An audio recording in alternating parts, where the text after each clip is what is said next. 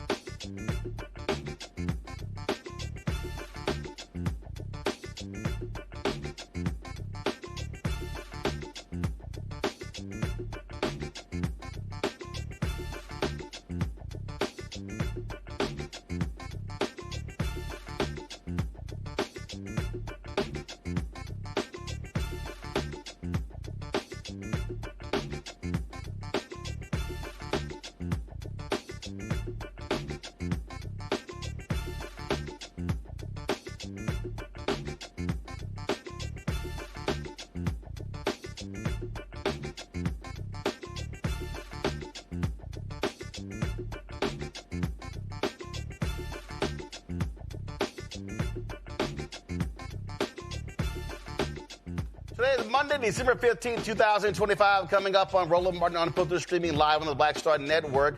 Black farmers are voicing their skepticism about Donald Trump's new $12 billion farm bailout program, saying that it contains racist undertones. John Boyd from the National Black Farmers Association will join us. Millions are watching to see what will happen next with the Affordable Care Act, especially after the Senate, just refused to extend the credits. I'll talk with the former official from the Centers for Medicaid and Medicaid Services to understand what this means for your health care. Recent polling shows that only 31% of voters approve of Donald Trump's handling of the economy, but Fox News is like, oh my God, it's fantastic. It's wonderful. It's a great economy. Well, that's what happens when you make $15, $20 million a year. We'll talk with the economist Morgan Harper from the American Economic Liberties Project. National Association of Black Journalists has launched a bold initiative to raise $15 million over the next 4 years to create a permanent endowment that invests in the next generation of black journalists. We'll talk to one of the 44 founders of NABJ. Plus, former head of the NFL Players Association, DeMar Smith, will join me to discuss his new book, Turf Wars, The Fight for the Soul of America's Game. Trust me, it is a conversation you do not want to miss. It is time to bring the funk. I'm Roland Martin Unfiltered on the Black Star Network. Let's go. Whatever the miss, he's on it. Whatever it is, he's got the scoop, the fact, the find. And when it breaks, he's right on time and it's rolling. Best believe he's knowing. Putting it down from sports to news to politics. With entertainment just for kicks, he's rolling. It's on go, y'all. It's rolling Martin, rolling with rolling now. He's funk, he's fresh, he's real, the best, you know he's rolling Martin now.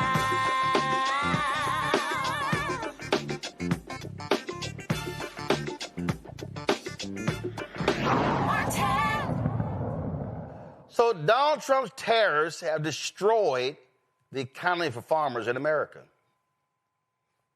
Those white farmers yell, scream, holler. And so now Trump says, hey, I'm proposing $12 billion in a relief package. He's describing it as a lifeline for growers affected by rising costs and trade policies.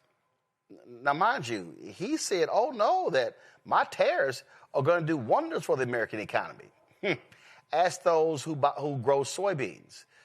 It's happening all across. We're talking Nebraska, Idaho, Illinois, Virginia, Iowa, Wisconsin, Georgia, all these places where we have farms, they're getting screwed because Donald Trump's idiotic policies are screwing them. Oh, beef prices. Then he cuts a deal and bails out the Argentinian economy and then says we're going to buy Argentinian beef. Oh, yeah, all of this. This schizophrenic trade policy has caused massive harm across the country. Now, this one-time payment will be distributed through the USDA's new Farmer Bridge Assistance Program. That's what they're calling it, okay? But you got some farmers already saying, wait a minute, how this going to help us with crops for next season? Now, it also is a significant requirement to qualify for this assistance. Farmers must already be registered in the USDA system and must report their acreage. This is where black farmers have expressed concerns if the system fails to adequately support them. John Boyd is president of the National Black Farmers Association. He joins us now. So John, explain to us what that means. What's the issue with the reporting of the acreage? Well, here's the issue, Roland, and the president gave out, Trump gave out $30 billion under his first term as president. He bailed out farmers, and he tried the same card that he tried right now, the tariff mess with China. Roland, do you know I was selling soybeans for $16.80 a bushel when Trump came in the first time?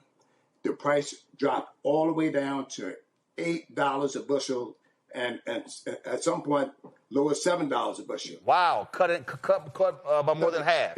50% in half, and white farmers keep saying they are voting for Trump. They voted for him 3 times because he's good on agriculture.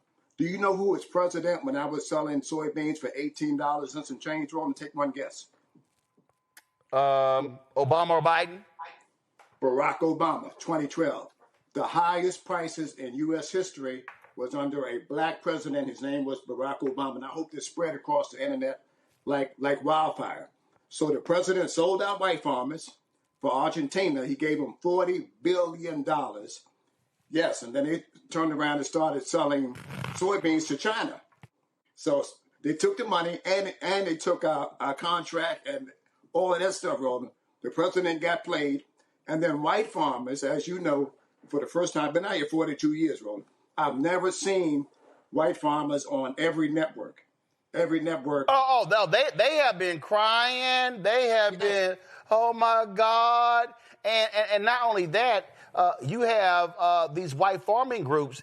They've been going to CBC members, man, what can y'all do? And I'm like, hold up. Go talk to the white MAGA folks y'all voted for. These folks voted for MAGA. In the town where Tyson's in Nebraska shutting down one of their plants, that county voted 72% for Trump. And Roland, they voted for Trump not one time, not 2 times. They voted for him 3 times. They voted for him 3 times. And when I came out for Harris, I came out for Harris swinging and campaigned for, endorsed to the whole 9 yards. white farmers were calling me and said, well, Democrats ain't never done nothing on farmers. They don't even talk about farmers. But guess what? This president is sending them into bankruptcy, farm foreclosure, farm suicides. All of those things are happening under his watch. And every press conference this president starts out with, he says, Sleepy Joe Biden did it. Joe Biden did not impose tariffs on China. This is Donald Trump's whole bread and basket. This is his baby from A to Z, Roland, and it happened from January to now. So within a year's time, this president is putting white farmers out of business, and his vice president, J.D. Vance, is buying the land under his company called Acre Trader. Y'all look it up if you don't believe me. So they got a master plan here. And what I'm telling black farmers is, no, man, apply. They're banking on you not to apply. Go into those local offices. Matter of fact, Roland, I'm going tomorrow. I'm going to my local office tomorrow, and I'm going to apply. They are banking on black farmers not applying. They are banking on black farmers to miss the deadline, and they're banking on us not to go in and get farm serial numbers, report. We're going to do it this time. We're going to fix the ass, because, look, that's how they leave us out. And they know that this system that's in place is geared up for white farmers. Yep. Now, there's some stuff on the internet right now, Ron. I want to clean it up. This is not slave reparations. This is not a court case that you opt out of. It's not. It's not any of those things, Roland. Yep. It's a Trump-created program, and it's called Farmer Bridge Assistance Program, where he's going to compensate white farmers for the mistake he made. Now, here's what happened. He created this trade fiasco. He created the problem with tariffs and all this stuff. And then we turned around and had to pay tariffs on all of the parts that come in. And when my combines go down road, and I have to wait for parts to come from other parts of the world because we don't make them here. And then I got to pay extra money. I got to pay extra money for these parts, man. So everything that that's happening on my farm right now, and I want to make something clear because, man, I read these comments, man. You got the baddest damn show on the internet, the baddest show that speaks directly into the heart of the black community. And they asked 2 or 3 questions at the same time. Did Boyd vote for Trump? I did not vote for Trump. I supported and endorsed Harris. That's the first thing. Is Boyd really a farmer? Yes, I'm really a farmer. I'm a 4th-generation farmer. My daddy was a farmer. I come from the Boyd plantation, a family farm who's been in our family for over 100 years. And yes, I raised soybeans, all of these things. So I read those comments and I get so irritated out of the same ignorant question. They deserve what happened to them. I don't deserve this stuff. Donald Trump did this stuff. That's the first thing. We are dumped in this thing, and I'm saying because we're dumped into it, I want black people, black farmers in this case, to flood the offices and apply. Flood the offices and apply. And if you don't get it, me and Roland are going to help hold our USDA accountable. See, this is the thing that really irritates me. I've seen all the stories you mentioned. These white farmers, we don't want a government handout. Yes, they do. You got one last time. Second of all, people really don't understand the power of the Department of Agriculture. Yeah. They don't understand that, listen, under Biden, then Congresswoman Marcia Fudge, she didn't want to be Secretary of HUD. She wanted agriculture, and she fought hard for agriculture. People have no idea that white folks, white farmers, they have controlled that USDA budget, the subsidies that they have gotten, the internal bank in the USDA that's funded all sorts of projects. And so folk need to understand this ain't some canned goods and some bushels and some oranges. No, we're talking billions upon billions of dollars that white farmers have controlled, and they ain't never wanted black folk to have a foothold in the USDA. And you know what, Roland? Thank you for that plug. And listen, when Biden, and you helped me do this, man, to your credit, $5 billion that we lied before we finally got it done for black farmers and returned our land out of federal inventory. White farmers could have said, hey, you know what, boy, how can we help you implement this, man? The black farmer's been done wrong. How can we help you do this? Instead, Stephen Miller went out and found white farmers and sued us in all these federal courts, blocking the aid to black farmers. But now they want all this money from the federal government when they're in trouble, Roland. I ain't never seen that one white farmer get on television and say, you know what happened to Boyd and them was bad, man. And people say, boy, you never explained the discrimination. Roland, they spat on me, spit, depending on what part of the country you're from, in his office. He spat in his tobacco can. That's what he told the people. Went on my shirt. They called me a nigger openly. I took him to court. The court said they only did it one time so they can do it. They tore my application up and threw it in the trash can in front of me, and they would only see us one day of the week, Wednesday, one day of the week, and we had to come in the back door. This happened, Roland, in my lifetime. So I get it when black farmers say, hey, boy, I don't want to go back in that office anymore. I don't want to apply. I don't trust them. But yes, I get all those things, but don't leave the money on the table, man. Right. Don't leave the money. We got to set that, look. For everybody watching, John sent me this earlier. This is a video of his farm. So all y'all people who are on social media who love running y'all mouths, stuff along those lines, this is video of his farm. That's cattle. And let's take that, for example. We're talking about the cattle. Beef prices. I mean, beef prices have absolutely just collapsed. And again, Trump is sitting here, and he's been so arrogant saying, oh, yeah, y'all pipe down. I'll deal with y'all. And you know what, Roland? And listen, there's a brother man up in West Virginia. He voted for Trump. I told him not to do it. Coal miner, hauling coal, and farming. His truck has been parked since Trump got elected. And you tell him not to do these things, Roland. I was telling him, but guess who was screaming at him? You was. You were the guy out there screaming on social media every day, don't get duped by Trump, and they done it anyway. That's what we kept saying. We got shirts say hashtag, we tried to tell you. Like we told y'all, he screwed farmers last time. Yes, we told them. And look here, everything this president has touched in agriculture has went from bad to worse. Soybeans, China, corn, Mexico, fertilizer, Canada, beef cattle. Now he wants to give the beef cattle business, he wants to buy that from his buddy in Argentina because he says, oh, I want to be like Trump. That's what all you got to do is say you like Trump and Roland, he wants to do business with you. That's all you got to do. He's playing black people. He got at that press conference last week and said, black people love me. Man, we got to hold him accountable. We don't love your ass. Nope. He needs to stop saying it. He needs to stop playing on it. He know black people don't love him, man. Yep. The problem was we didn't come out enough to help elect Harris. That was an autopsy on the race, Democratic autopsy, showing there was a 6.8 million voter drop from Biden to Harris in 2024. This is from The Nation. They have this piece here called "White Farmers Are Getting a Taste of Their Own Medicine." Yes. Trump's tariffs and immigration raids are driving the latest farm crisis. White farmers have stood by him year after year and still do. And this is the whole thing right here. The governor of Nebraska earlier this year called Trump and said, hey, man, can you please stop these immigration raids? He said that we've lost 6% of our state gross domestic product because we don't have anybody to work the farms. Let's just be real clear.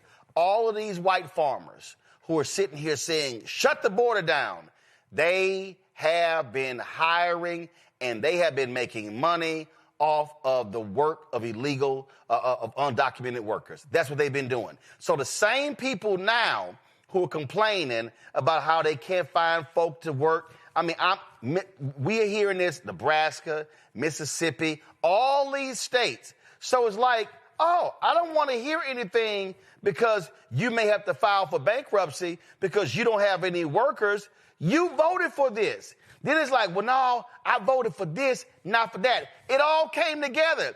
And this is the last time, this is what's crazy to me. I'm going to use a football analogy.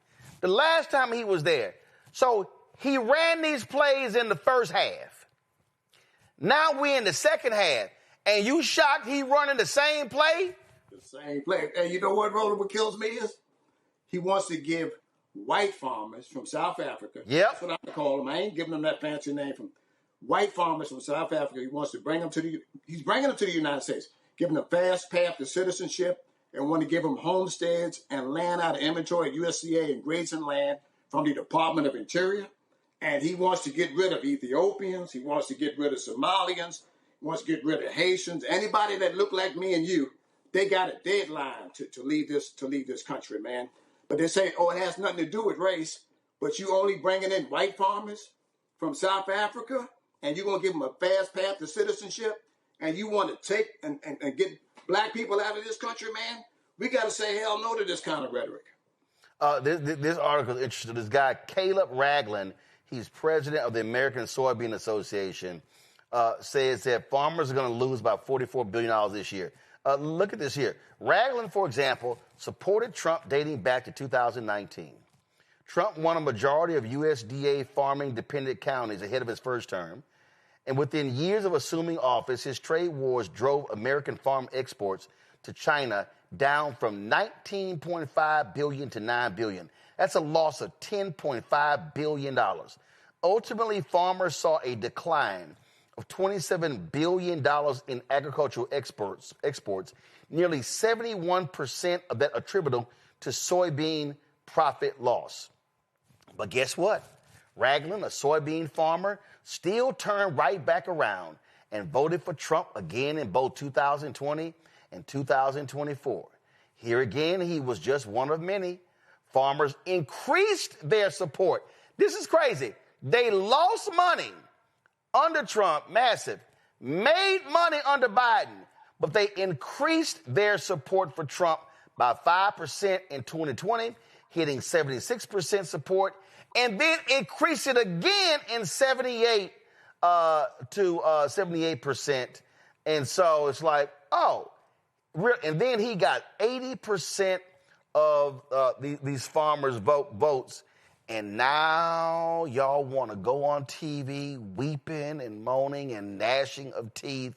You literally voted for your own demise. They really did, Roland. And you know what kills me is the only thing that this president is doing that he said he was going to do. First of all, they didn't want me at the meeting because I was trying to get in there. I was trying to say this is where we need to move and all this stuff. They didn't want me in the meeting. And it said something about they want to get away from DEI and all this stuff. Roland, ain't no DEI on my farm. My cows eat the same amount of hay as white man cows do. My tractor burns the same amount of fuel as a white farmer's tractor do. I got the same high cost that white farmers do. So why can't I have a seat at the table to air our grievances about what's going on in our particular population of black farmers? Because we got a whole set of different problems. Companies don't want us. They want to dog us. They want to dump on us. Government dumped on us. They don't want you at the table. They don't want us to apply for this money. And that's why I'm going to keep hitting that name, because I know this is a show to get it out there. Go in and apply. I'm going in tomorrow and apply. It's called Farmer Bridge Assistance Program. Take your information in there and sign up. And if they tell you no, come back and let me enroll and know, because we're going to hold their ass accountable, people. Absolutely. But you can't get it if you don't apply. Yeah. People out there telling them, don't apply. This is about slave reparations. Pay me $100, $500. Don't pay nobody a dime. It's free. Get up and go to your local farm service agent. Yes, the same people dogged us. Go back into those offices and put the ink to the paper and sign it at the end. And then if you don't get your money, you call us and let us know. So this is from USDA.gov. Of the $12 billion provided, up to $11 billion will be used for the Farmers Bridge Assistance Program, which provides broad relief to United States row crop farmers who produce barley, chickpeas, corn, cotton, lentils, oats, peanuts, peas, rice, sorghum, soybeans, wheat, canola, cram, flax, mustard, rapeseed, safflower, sesame, and sunflower. Yes. Then it says farmers who qualify for the FBA program can expect payments to be released by February 28th, 2026. Eligible farmers should ensure their 2025 acreage reporting is factual and accurate by 5 p.m. Eastern on December 19th. 5 p.m. Eastern on December 19th. Today is December 15th. So, folks, you got till 5 p.m. Eastern by Friday. And then the remaining $1 billion of the $12 billion in bridge payments will be reserved for commodities not covered in the FDA program, such as specialty crops and sugar, for example. And so, again, if you have any questions, folks, to submit questions, justification for USDA Farmer Bridge Aid, or to request a meeting on Farmer Bridge Aid, producers can reach out to farmers. Y'all, emails right here. farmerbridge@usda.gov. farmerbridge@usda.gov. John, final comment. And Roland, I want to go a step further. This is my official statement on this on your show. Farmers go in and apply. We're not opting out anything. This isn't slave reparations. Stop spreading that false story on the internet. There is no money to apply. People charge $100, $500. Don't do it. It's a scam. It's free.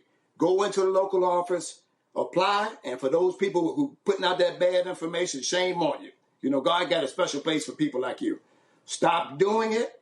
Go into the office and apply. If you don't apply, you can't get it. This is John Boyd, president and founder of the National Black Farmers Association, and this is my official statement on Roland Martin, the right outlet to get this out to Black America. All right, John, we appreciate it. Keep up the fight. We're staying right with you. Thank you, brother. Thank you very much. I want to bring in my panel real quick because, folks, what we're talking about here is, look, it's real. Dr. Ome Congo, being a senior professor at Lecture School of International Service at American University, author of Lies About Black People, How to Combat Racism out of D.C., Raven Schwam Curtis, content creator and keynote speaker out of Chicago, Teresa Lundy, principal founder, TML Communications out of Philadelphia as well. Raven, I'll start with you. Listen, he's wrecking the economy, pure and simple. This ain't even a conversation. And the thing is, these white farmers, it's just kind of like, oh, let's just keep just destroying ourselves. They keep voting for this fool, and they're like, oh my God, I can't believe this happened again. What gives? Yeah. You don't get to be woe is me and then make decisions that create the woe is me conditions. You know, pick a struggle. Can't be both and, it's either or. Roland, I think you were really poignant in your sort of original comments on this, that this is a traditional Trump tactic. He manufactures a problem. He offers a solution or a partial solution or approximation of solution on a silver platter, pretends that he's doing some grand favor for us, and then uses that for great press, right? For good headlines that he really needs in a moment where he's getting a lot of bad press because of his failures around the economy and a whole host of other issues.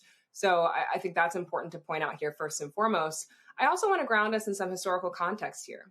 We're talking about an industry in this country specifically built on the backs of our enslaved ancestors, right? It's not an accident that the vast majority of farmers in this country are white. That is the direct result of indigenous genocide, land theft, and the enslavement of our ancestors to procure mass wealth for white people in this country with no reparations for us, still fighting for that.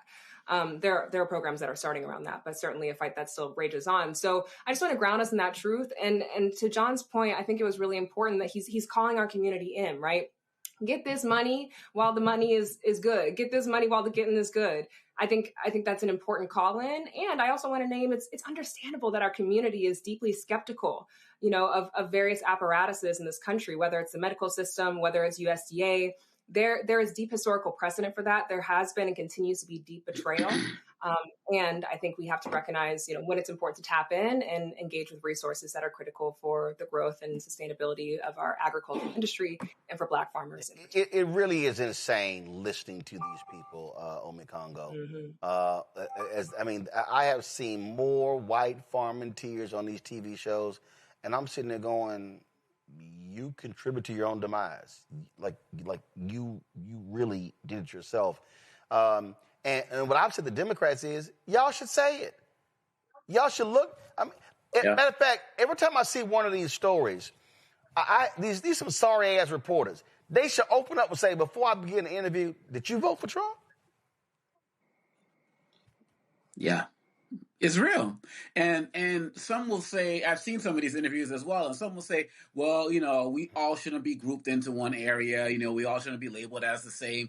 But you did this, like as Farmer John said, not once, not twice, but 3 times for this individual who played you the first time. If these guys voted for him the first time around, I don't know what their problem was, obviously, but you can get a pass for messing up your vote. But when you do it 2-3 times, you're committed to this guy. They chose whiteness over everything else, period, bottom line. Some of them, may have gone with Biden, a little bit in 2020, but when it came down to it, they went with whiteness. And they felt like this guy was going to take care of them. And I didn't realize you started off the segment by saying that some of these guys are now going to the Congressional Black Caucus, looking for some assistance and whatnot. So hopefully that means that they won't file any lawsuits this time around once black people start trying to get their money. But with Stephen Miller around, you never know. These guys, look, I wouldn't be surprised, Roland, if some of these guys got Trump 2028 hats. That's how deep this is. And that's why, like you said, the Democrats got to be calling them out. The reporters got to call them out as well. This is a time for accountability. And just like Trump, people who did vote for him don't want to take accountability for what they did to help get us into this mess and to get them into a mess. And for Farmer John to say that prices were better for him 10 years ago when Obama left office, that should be all of the advertisement that you need right now. But they don't want to do it because they're sticking with him because whiteness prevails. And we have seen time and time again, Roland, many people will sacrifice their own lives for whiteness to prevail, even if they are not going to benefit. It's Lyndon B. Johnson all over again about teaching the lowest white man he's better than the best quote-unquote color man. He'll let you pick his pockets. Teresa, and Democrats should be hammering these folks on this repeatedly. You're absolutely right. If this wasn't a gift to the Democratic Party, that's something that, if I'm the Democratic Party and on that communications team, I would be actually looking at facts in and around our local neighborhoods and our certain districts. I know in Pennsylvania, we have rural and urban areas. And in some of these areas, in these rural areas, we have a lot of farmland. And so there are a few farmers that want to, quote, get in the game. But with Trump's bill and what they're proposing, they won't even have a chance. And so if I'm a Democrat and we know that in some of these counties where these farmlands are happening, and then we keep, saying diversity and inclusion and unity is our top priorities, then we need to really have a clear understanding of what that looks like and break it down so people understand why this matters. I think your guest was spot on when he said, listen, the scams and the gimmicks are A1 and really determining about this application. Like the application process is free. Information is free. It's just the way it's disseminated, is for those who know and those who don't. But again, I think this is a real opportunity for the Democratic Party to really bring some of these national issues right at home as we all just suffered some food insecurity in our own neighborhoods and communities. All right, folks, going to a quick break. We come back, more about what's happening with this economy. And, of course, Affordable Care Act is tied right into that. You're watching Roland Martin Unfiltered on the Black Star Network. This week on The Other Side of Change. Book bans, anti-intellectualism, and Trump's continued war on wisdom. This is a coordinated backlash to progress. At the end of the day, conservatives realized that they couldn't win a debate on facts. They started using our language against us, right? Remember when we were all woke and the woke movement and all that kind of stuff? Now everything is anti-woke, right? When we were talking about including diversity, equity, inclusion, higher education, now it's anti-DEI. All this are efforts to suppress the truth because truth empowers people. You're watching The Other Side of Change only on the Black Star Network. Hey, what's up, everybody? It's Godfrey, the funniest dude on the planet. And you're watching Roland Martin Unfiltered. Well, in a few days, Congress is leaving D.C. for the holidays. And guess what? The enhanced tax credit that helped millions of families afford health insurance are going to expire. The Senate was unable to agree on a path forward. So House Republicans introduced their own plan that would allow Affordable Care Act subsidies to lapse at the end of the year. If Congress does nothing, premiums for individuals purchasing insurance on the exchanges could increase dramatically, with some prices rising by more than $1,000 a year. Chiquita Brooks-LaSure, the former administrator of the Centers for Medicare and Medicaid Services, is here to discuss the implications. Glad to have you on the show. So walk us through this. They leave town, nothing gets done. What happens?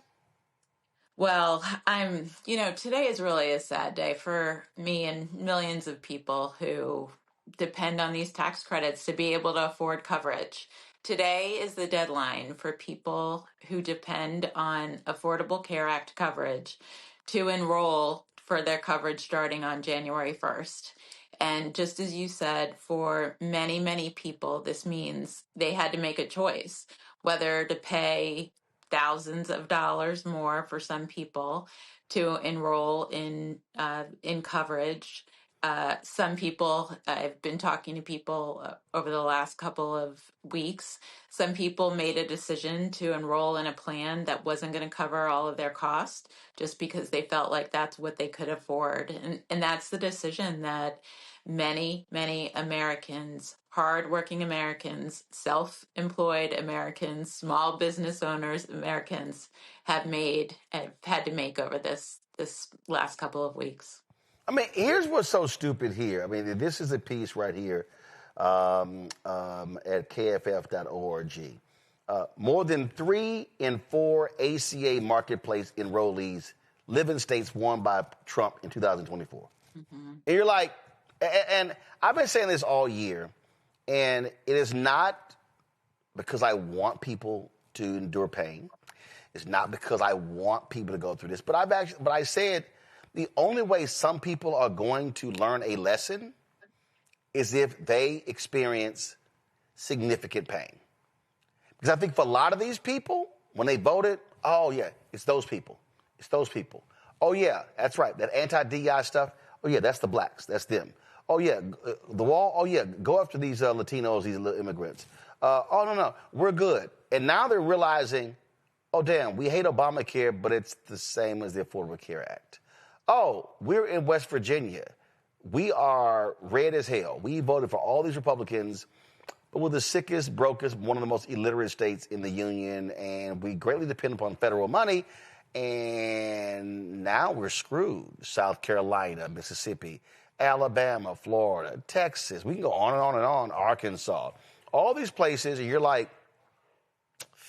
we told you. But yes. they got their big, beautiful bill. Yeah, it's unfortunate, as you said. I mean, I would say a couple of things. One, whether we're covered on Obamacare or the Affordable Care Act or not, we all pay the price when people lose health coverage because hospitals across our country are very dependent on Medicaid, and the ACA coverage has really helped them to make sure that they get the care, that they get paid for the care that they deliver. And what we have already started to see as a result of the bill that was passed earlier this year by Congress is that there are places across this country, often in rural areas, where hospitals are already starting to make changes, where hospitals are closing, where hospitals are saying, oh, we can't keep open our labor and delivery units. And so, again, I think that one of the reasons why what you said is true, that in a lot of the red states, we, during the Biden administration, actually saw the significant increases in enrollment. And it was for two reasons. One, because many of those states haven't expanded Medicaid, and so they were even more dependent on ACA or Obamacare subsidies than some of the other states. And that's why we are going to see a lot of people in these areas who are seeing their coverage become much more expensive. Yeah, right here. From kff.org. Since the enhanced premium tax credits were introduced, the number of people who receive health coverage through the ACA marketplaces has more than doubled. And more than half, 55% of the national growth comes from Texas, red, Florida, red, Georgia, red, North Carolina, red. In 6 states, Texas, Trump won, Louisiana, Trump won, Mississippi, Trump won, Tennessee, Trump won. Georgia, Trump won. West Virginia, Trump won. Enrollment has more than tripled in 5 years. In Florida, West Virginia, and Alabama, 98% of people enrolled in marketplace coverage receive federal financial premium assistance, and 99% do in Mississippi. Oh, but they can't be. We don't want that pesky government stuff. We want to pull ourselves up by our own bootstraps. But the government is actually paying for your boots. And it pays for everyone's boots. Every coverage in our country is subsidized in some way, shape, or form by the federal government. If you get coverage through your employer gets a tax cut and tax break as a result, and so do you. If you're covered by TRICARE, if you're covered by Medicare. So why should we treat the ACA any different? It's important that coverage be subsidized in part so that people can get the care that they need. Again, it helps all of us, not just those of us who are dependent on the program, because we all benefit from having providers, doctors, nurses, hospitals across this country be able to see people when they get sick and make sure they get paid for it. Well, I think come January 4th, 5th, it's going to be a lot of howling coming from a lot of places. And you have some nervous Republicans, especially those 35 Republicans who are from purple districts. They're really going to be running themselves scared. So we'll see. We'll appreciate it. Thanks a lot. Thank you. All right, folks. Maria Bartiromo swears the economy is fantastic. I think she's high as hell. We'll talk about that next. The state of the economy right here on Roland Martin Unfiltered on the Black Star Network. Don't forget to support the work that we do. Join our Bring the Funk fan club. Your dollars make it possible for us to do the kind of work that we do. If you want to contribute to our fan club, please, you want to do so via Cash App. Use the Stripe QR code. That's also for credit cards at bottom left-hand corner. PayPal is R Martin Unfiltered. Venmo's RM Unfiltered. Zelle, Roland at RolandSMartin.com. Roland at RolandMartinUnfiltered.com. Checks and money order. Make it payable to Roland Martin Unfiltered. P.O. Box 57196, Washington, D.C. 20037-0196. Back in a moment. Next on the Black Table with me, Greg Carr. America is being reshaped in real time by a group of 6 people, unelected and without any checks and balances. By the end of the current Supreme Court session, education, the workplace, who gets to elect our leaders, and so much more could radically change. This week, we reconvene our legal roundtable and look at what the new America may look like and how we should respond. That's next on the Black Table, right here on the Black Star Network. This week on the other side of change. Book bans, anti-intellectualism, and Trump's continued war on wisdom. This is a coordinated backlash to progress. At the end of the day, conservatives realized that they couldn't win a debate on facts. They started using our language against us, right? Remember when we were all woke and the woke movement and all that kind of stuff? Now everything is anti-woke, right? When we were talking about including diversity, equity, inclusion, higher education, now it's anti-DEI. All this are efforts to suppress the truth because truth empowers people. You're watching The Other Side of Change only on the Black Star Network. If in this country right now, you have people get up in the morning and the only thing they can think about is how many people they can hurt, and they got the power, that's the time for mourning. For better or worse, what makes America special, it's that legal system that's supposed to protect minorities from the tyranny of the majority. We are at a point of a moral emergency.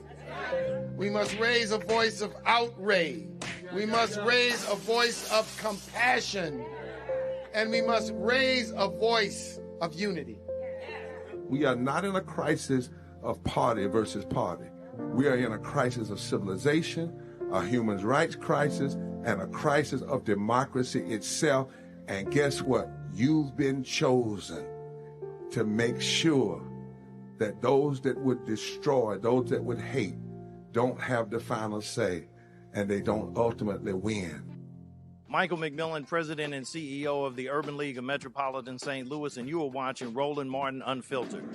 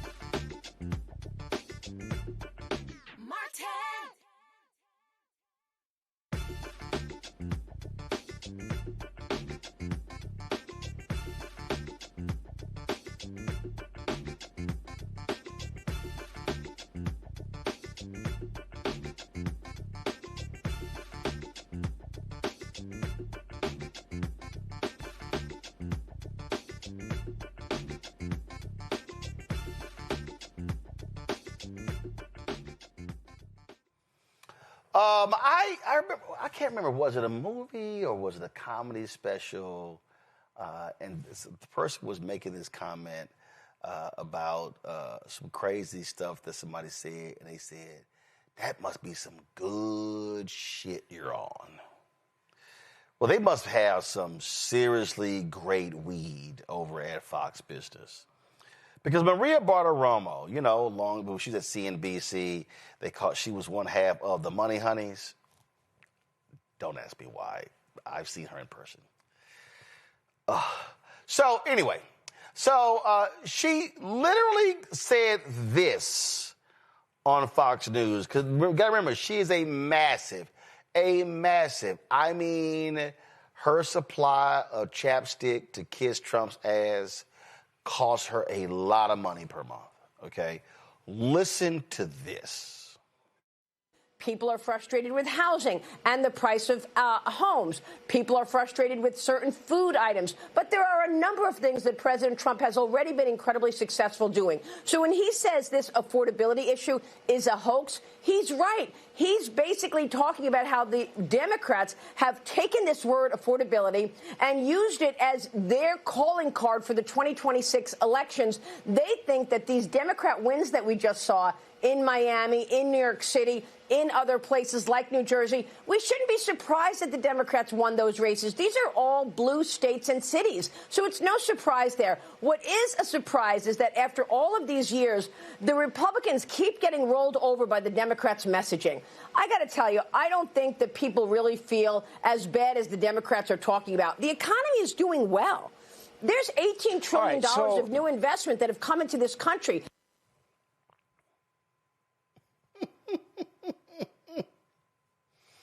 For more delusion, here is Trump's top economic person, Kevin Hassett, talking to, his daughter-in-law, like you're going to get some real information, talking to that idiot.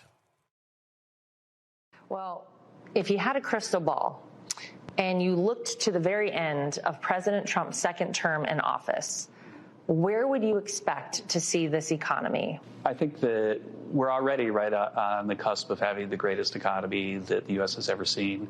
I think that Trump policies are about as good as it gets. Gina Peters. Really? New polls show 31% of voters approve of Trump's handling of the economy. His worst economic rating yet. Families are struggling with affordability. Again, still the orange one is bragging about how amazing the stock market is and promising to, quote, make America affordable again. He continues to dismiss the concerns of high prices as a hoax cooked up by Democrats. Okay, so here's the thing that I find to be hilarious here. He announces affordability as a hoax. Wasn't he running on affordability last year? Oh, so affordability was real last year, but it's a hoax now. Like I said, that must be some good shit they're smoking. Morgan Harper is the Director of Policy and Advocacy for the American Economic Liberties Project. She joins me now. Morgan, glad to see you. these people literally are high. I mean, this idea that, no, the rest of you, you're totally wrong, you're crazy, and you're looking at Bartiromo going, yeah, it ain't no problem for you because you damn near making $20 million a year. Right. Yeah, I mean, this disconnect between what real people are experiencing, which the polling data would reflect, and they're saying, the American people are speaking pretty clearly, and they have been for some time, that all is not well in the economy. And what pundits who have been very closely tied to the administration and, to your point, his family members are saying are neither here nor there. These are totally different existences. And I think, continuing to point to the stock market, as we've talked about, Roland, kind of neglects the fact that a lot of people are not playing on the stock market. And if they are active on the stock market, it's through in a passive way in mutual funds. And they are still living with the reality that being involved in the stock market even a little bit is not enough to guarantee you any kind of financial stability. Most people in America recognize, the conversation you were having before, that you are one illness away from having financial devastation, and there's nothing that Fox News or Donald Trump can say to wish that away. And that's what a lot of American people are looking for, is real solutions. But we're dealing with a crony federal government right now that is just about rewarding friends and not solving real problems. And the economic problems are mounting. Oh, yeah. So here is Bryson DeChambeau, same thing, who got paid millions of dollars to leave the PGA Tour for Live Golf. So he's at the White House, and he's just, hey, guess what? Let me just kiss more Trump ass. Listen. Current U.S. Open champion. Please. My goodness. Well, I did not know I was going to be coming up here today, but I got to say thank you. And what the president done in this term has been incredible, right? It's the greatest economy that we've ever had. And just to be serving on the President's Council of Sports, Fitness, and Nutrition has been such an honor. And the First Lady looks so beautiful, by the way. And I'll say cheers to the greatest economy that we've had in a long, long time. Yeah, more bullshit. If a golfer says it, it must be true about the economy. Well, when Live Golf gives you a $125 million check to come play, yeah, I think things are great in your life, Bryson. Yeah, I mean, in the beauty of the First Lady, I have no idea what that has to do as an economic indicator. But here's what the reality is. And this, again, is showing up in all the data. Take any facet of American life. Data that we can actually check, because they stopped releasing the data. They don't want to release jobs numbers because they know it's bad. Right. I mean, it's all kinds of stuff they're canceling because they know it sucks. Right. But even the things that are available, like utility prices, for example, I mean, these are continuing to go up. People are now reporting that they have utility bills, even if we're just talking about electricity, that are getting into the hundreds of dollars a month to heat a household. Add on to that gas, same dynamic, completely out of control markets that are at the whim of Wall Street. And the American people, again, are saying very clearly, we can't keep up with this. And so to see this disconnect with what's going on in the administration and just how much people are struggling, it's a pretty scary time. 3-time Trump voter here on CNN. Watch this. My kid's daycare went up. Can't afford the cost of food. Using credit cards for everyday expenses. No money left after their bills are paid. Pretty much just a whole bunch of financial mess. We changed presidents at the beginning of the year. We did. And the guy who moved into the White House said that he was going to fix it. Several times he said it would be easy. Absolutely. Has he fixed it? Absolutely not. I'm definitely waiting for him to fix it. Jones is a 3-time Trump voter, but she says he has simply failed to keep his promise to lower the cost of living. I'm very let down by that. Very, very let down, because I feel like it's only gotten worse.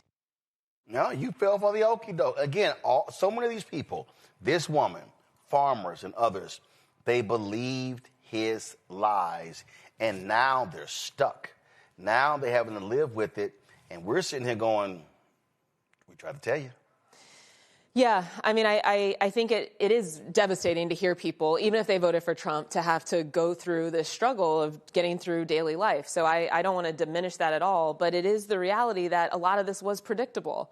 President Trump has put out a lot of talk, but you cannot staff. Let's just look at the basics of how he has managed this administration. You cannot staff your administration with people who have no background in these issue areas and expect that any useful policy is going to come out of that. And to our earlier point, I mean, we have some really complicated problems that we need to solve in this country.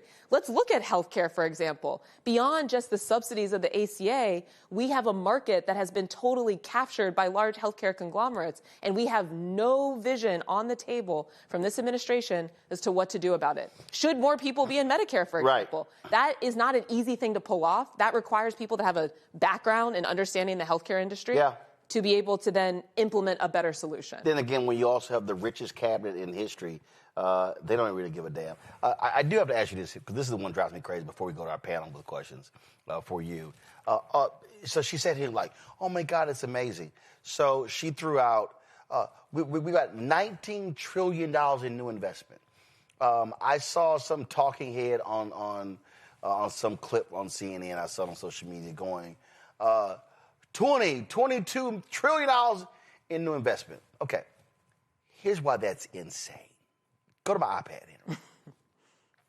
The United States, I just want y'all to understand, when we're talking GDP, okay, we're talking GDP, give me, okay, look right here. These are the top, let me squeeze it in here. These are the top 15 countries by GDP. The United States is a $30 trillion economy. China is a $19 trillion economy. Those two are the only ones that with those digits. Germany, 5. Japan, 4. India, 4. United Kingdom, 3. France. Trump touts the trillions that Saudi Arabia is going to be investing. Y'all, the GDP of Saudi Arabia is only $1.27 trillion. They're lying, Morgan. There's not $18 trillion in new investment. $18 trillion in new investment would qualify as the third largest economy in the world. That's nuts. Yeah, I mean, a lot of this is made up. Even the investment that's happening, I think we're seeing it for things like a new data center or whatever. You take that overall amount. They just making shit up. They're making shit up. Because it's like, oh, 6, 8, no, it's 10, no, it's 12, no, it's 14, no, it's 18, no, it's actually 20. Right. Well, and then again, the data that we do have is showing on the core promises that the president made about bringing manufacturing jobs back. Manufacturing jobs are down from this point a year ago by the tune of 50,000. And our trade deficit is increasing. So we are continuing to import more than we're exporting. This is not a revival of an American economy that is rooted in building things or employing people. It is a game that we are being bought and sold to the highest bidder that gets in Trump's ear. Questions from the panel. Teresa, what's your question for Morgan?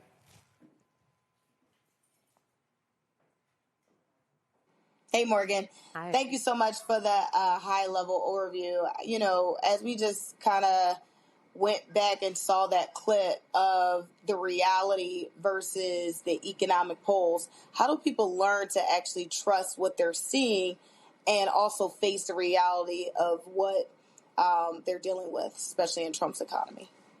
Yeah, I mean, I think this gets to something you all were talking about earlier, is we have to have spokespeople out there that are calling out the BS, identifying the lie, but not stopping there, also talking about a better path, a different solution. So let's come back to healthcare, for example, which I touched on earlier. You know, yes, the ACA subsidies, we need to protect those. But when we have people that are saying oh, we're just going to start accounts for people, like we've heard from some of the Republicans, we're going to start these healthcare accounts and everything will be okay. We need to be no, but here's what would be better. Why don't we let more people get into Medicare so that we have predictable pricing? That's a substantive idea. Why are we not banning prior authorization that then slows down the delivery of healthcare? These are all concrete solutions that would allow people who do have an interest in government, looking out for people, lowering costs, having something that people can really understand as a better alternative rather than getting lost in all of the misinformation and lies that are coming out of the White House. Right. So Trump threw out $21 trillion in new investment. This is CBS right here. The White House put a list together. It includes more than 100 corporate commitments totaling just over $3 trillion. Yet some of the largest were originally unveiled years before Trump took office and were backed by federal funding under President Biden's administration. They're full of shit. Omekongo, your question. Thank you, Morgan, for all you do to keep us informed. My question ties to this segment as well as the last one when we were talking about healthcare. What are you seeing as it relates to the potential red state, blue state outcomes to what's happening? Because you talk to Scott Besson, he'll say, hey, just move to a red state. The economy is doing much better there. But we also know that blue states are the ones that fund red states. Are blue state governors going to be reacting to this better, or are both red and blue states just going to be screwed? How are you seeing that dynamic playing out? Well, that is another example of complete BS. I can report from the heartland, living in Ohio, a red state at this point, that people are not faring better economically. I've heard nothing but small business owners complain about how tariffs are impacting their businesses, people complaining again about these electricity prices that continue to go up. And let's stick with that as an electricity prices as an example. These utility dynamics of we have utility monopolies that are very much beholden to Wall Street, and they are using financial manipulation to drive up these costs. That's everywhere. That's every state in the United States of America. So I think it is incumbent upon us to, again, identify the lie, but then also understand what's going on that is driving up some of the costs for constituents in red states, in blue states, and we're going to find it's actually not that different. The difference is that we are, in some states, fortunate to have people at the top of these state governments that are looking to actually solve problems. And we do need to make sure that they have full information about how they can actually deliver the solutions that are going to help people and make sure that they understand how to make better electoral decisions. But it's not the case that, people on the ground in red and blue states are having wildly different experiences. It's actually quite similar. I think the data center thing, another good example. Ohio, big state with a lot of data centers. I was just reading today, another state with a ton of data centers that are trying to figure out how to manage that all. Maryland, blue state, totally different political dynamics, same experience on the ground that people are having these higher electricity prices. Raven. Yeah, Morgan, thank you so much for your time and expertise this evening. I really want to pick up the conversation around the big, beautiful bill, so-called big, beautiful bill, and unpack a recent statement that was made by Trump's Treasury Secretary that essentially Americans are going to get a, quote, very large refund of about $1,000 to $2,000 in the new year as a result of the big, beautiful bill. Obviously, we know that's nonsense. That's bullshit. Yeah, it's bullshit. This bill is created by the rich for the rich. But can you break that down a little bit for us, for folks who may see that number amount and think, oh, this bill is actually working for me? Yeah. Well, first of all, it's the first thing. Sorry. That has to be a congressional action. Trump just can't just hand out money. The Constitution clearly states anything that deals with revenue has to start in the U.S. House. Sure, although we are in an environment where Trump is just kind of right, like whatever. So he could get some private donor and then start sending people out checks.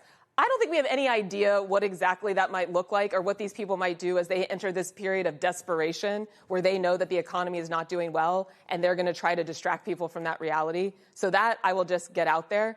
And again, I mean, it's, not to continue to beat a dead horse here, but I do think it's important to call this stuff out. This is not a real conversation. Yeah, it's all made up. These are lies. And this is no way to run an economy if we are trying to make sure that people are actually building stable lives here. And so Big Beautiful Bill was a complete giveaway to the rich, large corporations. When we're talking about investment that's coming in from other countries and we're talking about Saudi investment funds, I mean, look at this Netflix deal. This is another one where they're probably going to tout the fact that the Saudis or actually it's the Paramount side of it, that the Saudis are funding the Paramount offer that's coming from Jared Kushner to be able to give us the great pleasure of further consolidating our media industry.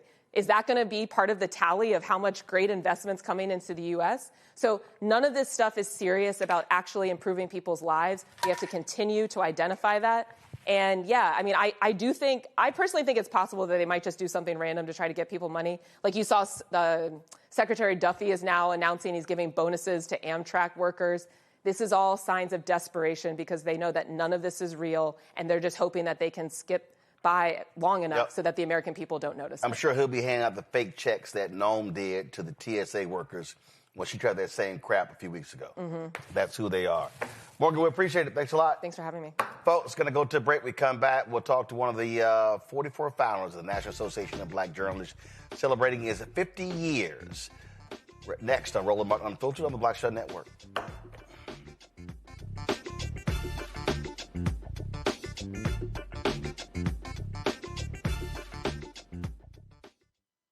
They said the quiet part out loud. Black votes are a threat, so they erased them. After the Supreme Court gutted the Voting Rights Act in 2013, Republican legislatures moved fast. New voter ID laws, polling place shutdowns, purges of black voters from the rolls. Trump's Justice Department didn't stop it. They joined in.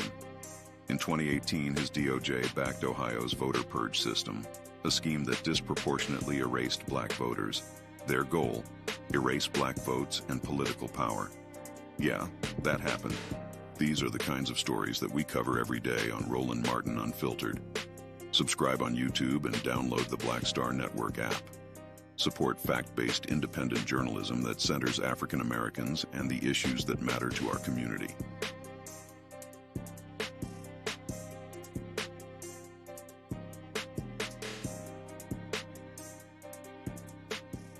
Hatred on the streets, a horrific scene, a white nationalist rally that descended into deadly violence.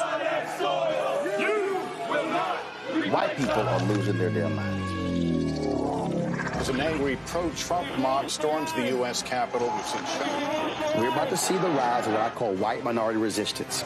We have seen white folks in this country who simply cannot tolerate black folks voting. I think what we're seeing is the inevitable result of violent denial. This is part of American history. Every time that people of color have made progress, whether real or symbolic, there has been what Carol Anderson at Emory University calls white rage as a backlash. This is the rise of the Proud Boys and the Boogaloo Boys. America, there's going to be more of this. Here's all the Proud Boys, guys. This country is getting increasingly racist in its behaviors and its attitudes because of the fear of white people. The fear that they're taking our jobs, they're taking our resources, they're taking our women. This is white fear.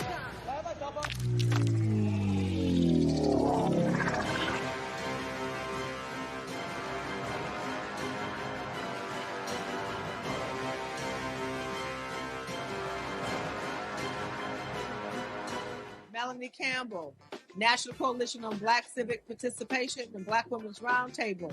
And we are watching Roland Martin Unfiltered all day, every day, 24/7. Spread the word.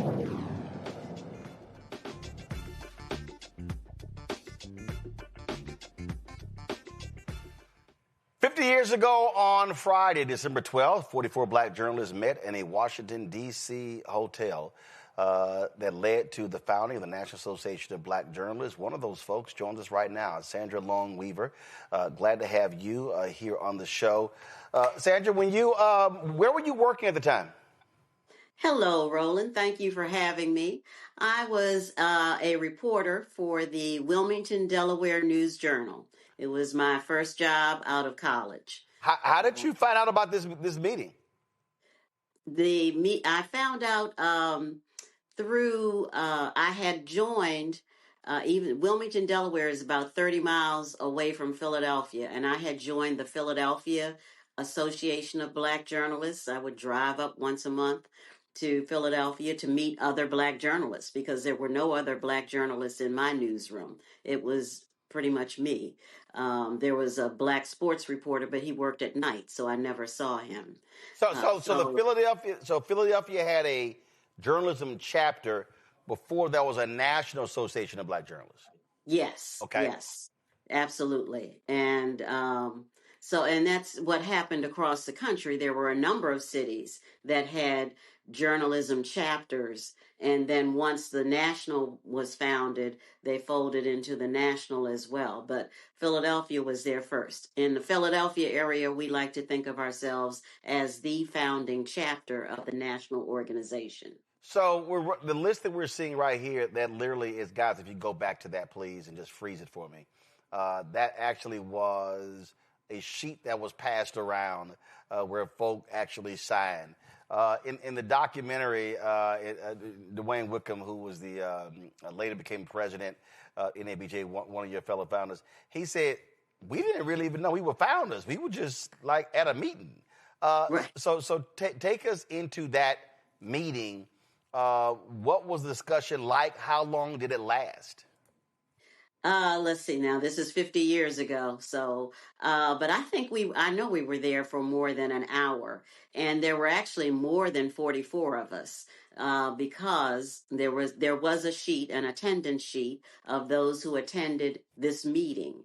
And we had gotten, some of us were able to get our news organizations to send us to DC to cover a Black gathering of legislators.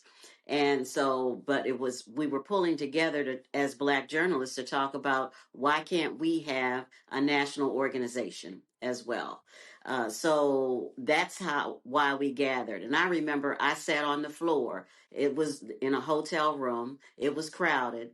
And as the yellow sheet came around, some of us signed, some of us did not. There were people who were concerned. I have a family. I can't sign this. I may lose my job. So that was a concern that you had to think about. I was 23, very young, and I said, well, I'm going to sign it. I'm here. I want to be a part of this movement. I want to know other Black journalists and, having the same issues that I'm having, navigating your newsroom, getting stories on the front page, getting those good assignments in your newsroom. How did we do all of that? How could we make that work for us? And was there a backlash? If there was a backlash, I did not feel it. I felt support from my white colleagues in my newsroom for being a part of this organization. But there were people who wondered, well, why do we need a Black organization? You can be a part of something else, or but really you couldn't.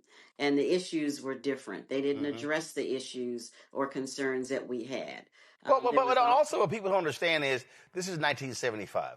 The Kerner Commission report came out in 1968. They didn't agree on much, but that report said that they were there to study the race riots of 67. And they said there were two Americas, one white, one Black, and they largely blamed news media for lack of representation in those newsrooms. So really, y'all were part of the first wave of Black journalists who went into white newsrooms. Really, after that 68 report, we're talking about 69, 70. So really, that first 5 to 7 years, that was the first wave of Black journalists being hired at what was before white newsrooms. Exactly. That's exactly right. Because there were a few newsrooms that had one or two. If they had more than one or two Black journalists, it was an exception. But most newsrooms didn't have any Black journalists. So they weren't in the communities. They weren't covering the issues of the communities, not only just covering the issues, the concerns, but also the good things of what is Black life about? What is it like? There was no cultural coverage of what was going on. So we were in that first wave and often had to fight to get the stories that we felt were important to the Black community on the front page or even into the newspaper. Because they didn't always, white editors, mostly white male editors, did not see the importance of the stories that we also felt were important. And there certainly were not Black editors who were in the news meetings to advocate for your story. So you really had to learn how to navigate the newsroom and push for the stories that you felt were important to get them recognized. You obviously, over the last 50 years, saw an increase, an influx, more next generation, wave after wave after wave, but then you still had a lot of media outlets that still had one or two, very few executives in charge. Now we're seeing even more contraction, where we're seeing jobs lost, and we're seeing in many of these places where it's Black journalists who are on the cutting board, the ones who are getting laid off. And so it's sort of like back to the future, if you will. And in a lot of ways, Roland, it is. That's one of the things that NABJ had done and continues to do a good job of really pushing for Black journalists to be hired, but not just hired and coming in the door and doing the entry-level jobs, but being hired into positions where you're directing coverage, where you're throughout the newsroom. When I was hired, there were no Black copy editors. There were no Black entertainment writers. There was no Black city editor. All of those positions now, you can, in looking across the country, you can often find Black journalists who are in those positions. But to your point, especially in newsrooms, when newspapers started to contract, and not just newspapers, but also television stations, it was the last hired, first fired. And because we weren't there from the beginning, often we are the first ones who are fired. So again, then you're still recycling, still trying to hire more people, especially Black journalists, to come into the business. Question for my panelists. I'll start with you first, Raven. Well, thank you so much for sharing these insights and your experience with us. I'm so curious to hear in this moment where we're seeing tremendous white backlash and sort of this reversal of so many of the gains that you've made, what path you see forward for Black journalists today. You know, how do we continue to fight the good fight? The same way we always have. We still push for stories in our newsrooms, but in today's world, there's also more opportunity for online coverage. The program that we're doing, programs like Roland's did not exist in 1975 or even in 1980. It's been years getting to this point. So it's pushing for the stories, creating alliances in your newsroom, making sure that you don't give up. You still have to, it's the resilience. We talk about being resilient, and that's why we're still here 50 years later. And we do excellent work. So our work needs to be recognized across the board. You have to continue to tell the stories of what's going on in the Black community, what's important to us. We used to say, once you get your foot in the door, then you have to bring somebody else also behind you. You advocate for someone else that you know in the business who should be in your newsroom, who can make that difference in the coverage that you're that should be going on. Omekongo? Thank you so much for the legacy that you have set for so many of us. My question regards AI. How do you see the future of not only journalism, but particularly as it relates to Black journalists getting their foot in the door when people are competing so much with AI and writing stories and newsrooms disappearing? Are you concerned about that? Have you experienced something like this similar in the past? What are your thoughts as it relates to that going forward? When the internet first came onto the scene in the mid to late 90s, there was concern that Black journalists may lose jobs then. Every time there is a change in technology, something that can push things forward, there's always that concern. AI is a concern, but we're on the front end of it where we can also start to use it to tell better stories, to really ramp up the ethics and to know the difference. We also have to educate our readers too, and not just our readers, but also our viewers, so they know the difference between a voice that's not authentic. And that's one of the big differences that we as Black journalists have. We have authentic voices. We can use AI to enhance our stories, but use it, making sure that we're being ethical about it. I don't see it as something we should fear, but something that we should really learn how to use and do better work to expand what we're doing, to reach other people who aren't really connected to us. So I think we should see it as an opportunity and take advantage of it. Teresa. Thank you so much for coming on. I'm here in the city of brotherly love and sisterly affection. So I definitely do see the work that we do locally and nationally. So thank you so much for your initial service and continued advocacy. I think one of my concerns is always in the DEI and minority space, as I do run a business. And I was wondering about the advocacy, especially with all the slice coming down from the federal level of the lack of using the term diversity, equity, and inclusion. Wanted to see what maybe in a BJ's role would be on advocating to make sure that minority businesses still have a seat at the table. Well, I'll actually, before Sandra jumps in, since I'm back on the board as Vice President Digital, it is different. It's a huge change. Mm-hmm. We saw a dramatic decrease in the number of companies recruiting at our convention in Cleveland this year compared to last year. We are preparing ourselves, I dare say fortifying ourselves for the next 3 years because the companies that frankly didn't really want to do this work, Trump has given them a reason not to do it. So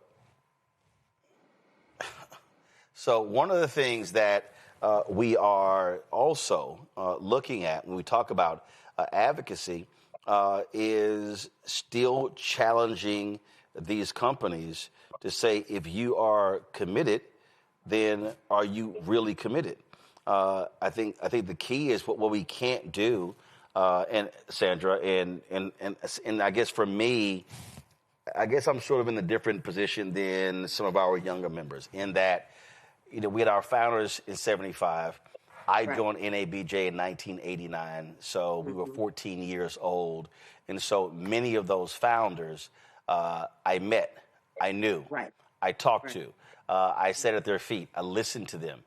So the spirit of a Chuck Stone, our first president, a Les Payne, a Vernon Jarrett, I could go on and on and on. So, I carry that with me. And so when the challenging of going into those meetings, going to those advocacy meetings, it's a little different than folks who didn't know those folks, who didn't listen to those war stories, who didn't, frankly, and many of them, like especially Vernon, actually, not mandated. Well, I will say mandated. Wanted to hear that I was committed to following in their footsteps. So what we have to do is we have to, I believe, let next generation know, frankly, you can't punk out. You can't get weak. You can't accept less. There's a level of, I dare say, militancy that is still needed among leadership to challenge these media companies. Roland, I'm in absolute agreement with you on that point. And you do, when you say you can't punk out, and that's what I talk about, the resilience. And we have been resilient. We did not give up. There's a number of times I thought I should have gotten a promotion, did not get it. I didn't quit the business. I hung in. I came around and tried to do it, come in a different way. When I did leave the Philadelphia Inquirer in 2011, I was a vice president for news for the Inquirer and for the Daily News. And that was also a period in 2011 when you were starting to combine news desks and copy desks and how we produced newspapers. So again, change in the business and how we did things. But we can't. We have to hang in. If we don't continue to tell our stories, then somebody else is going to tell that narrative. And that's not what we want. And from the very beginning, we wanted to be able to tell our stories, make sure that we are there. And also, NABJ does include people from the Black press. And the Black press has been there for almost 200 years now, telling stories of what's going on in the Black community and how we've been impacted. I've also worked for the Black press. I've almost 10 years spent time at the Tennessee Tribune and telling stories and getting a different perspective of what it was like from those freedom riders who are now dying off. But their stories of what they did on to push us forward as well. So I came up with this idea that our board accepted this Jubilee Endowment campaign because where we are now is we've spent all of these years, Sandra, fighting for African Americans to be in these places. And listen, we've got individuals who are NABJ members who are making $3, $4, $5, $8, $10, $20 million. And the reality is we now have to look inward. So one of the things that we've done with this, the goal is to raise $15 million over 4 years. Over the past 50 years, we've had different people talk about we need an endowment. We have investments, but we do not have an actual endowment. And part of this is that they have what I call a golden circle. And that's to get 100 individuals or corporations to contribute a minimum of $100,000 each. If 100 folks do that, that'll raise $10 million. So we're two-thirds the way towards our goal. And that's a $25,000 commitment each year. I've said to many of those folks, look, you need the tax breaks. So you're going to give your money away to somebody, so you might as well do NABJ. But this is one of the things that I have been saying on this show for a very long time, and by getting back on the board and why we have to do this is because in this moment where black institutions, as I keep saying, is that MAGA wants to defund black America. This is where we are going to have to fortify black institutions. I would love for Mackenzie Scott, who's given more than $700 million to HBCUs. Would love for her to cut a check to NABJ. But look, I don't even know how to reach her. But the bottom line is we have to have members of our organizations, whether it's NABJ, whether it's National Society of Black Engineers, whether it's National Black MBAs. We need to have members who are ensuring the future survival of our organizations. And that's why we have this endowment campaign. Yeah, and I think it's a great campaign, and I think it will push us forward for the next 50 years. It is still amazing to me that we have survived. We're still here. We're thriving. We grew from 44 members to over 4,000 in this 50 years. And we're still attracting new members. Young people are still coming into the organization, depending on us for scholarships, for training, and training not just on an entry level, but also training to move up into your newsroom, to run a newsroom, to run a company. All of those things are depending on us. So this endowment, you're right, will fortify us, help us go forward and be an even stronger organization as we head toward move into the future. Well, as always, I remember we were at, I forgot which convention, and Barbara Sierra was the president, and she gave me the President's Award. And I stood up and I said, guys, as an alpha, we never have any events where we don't recognize our seven jewels. I said, and we have too many NABJ events with founders sitting in our presence and we don't even recognize them. So so folks started changing that after that. I said, that should never happen. So I'm always appreciative of the folks who paved the way for those of us to be able to be NABJ members today. And so, Sandra, thanks for your service. We appreciate it. And we're going to keep walking in those footsteps, giving them hell. All right. And thank you, Roland. I appreciate all that you do. And as in that documentary, Norma Wade Adams said, the torch has been passed and the young people picked it up. You picked it up, and then we're still passing it on to that next generation. So it's greatly appreciated. Absolutely. I appreciate it. Thanks a lot.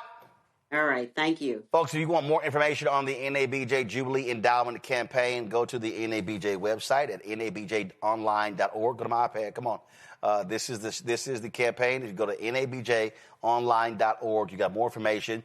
And we'll be adding the links very soon. Trust me, I'll be calling the national office. So if you want to make a contribution to the endowment campaign, you can.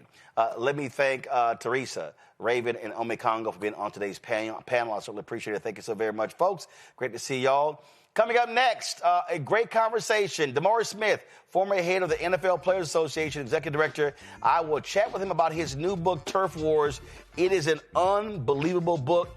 And if you think you understand the NFL and pro sports, I can guarantee you, you do not want to miss this conversation.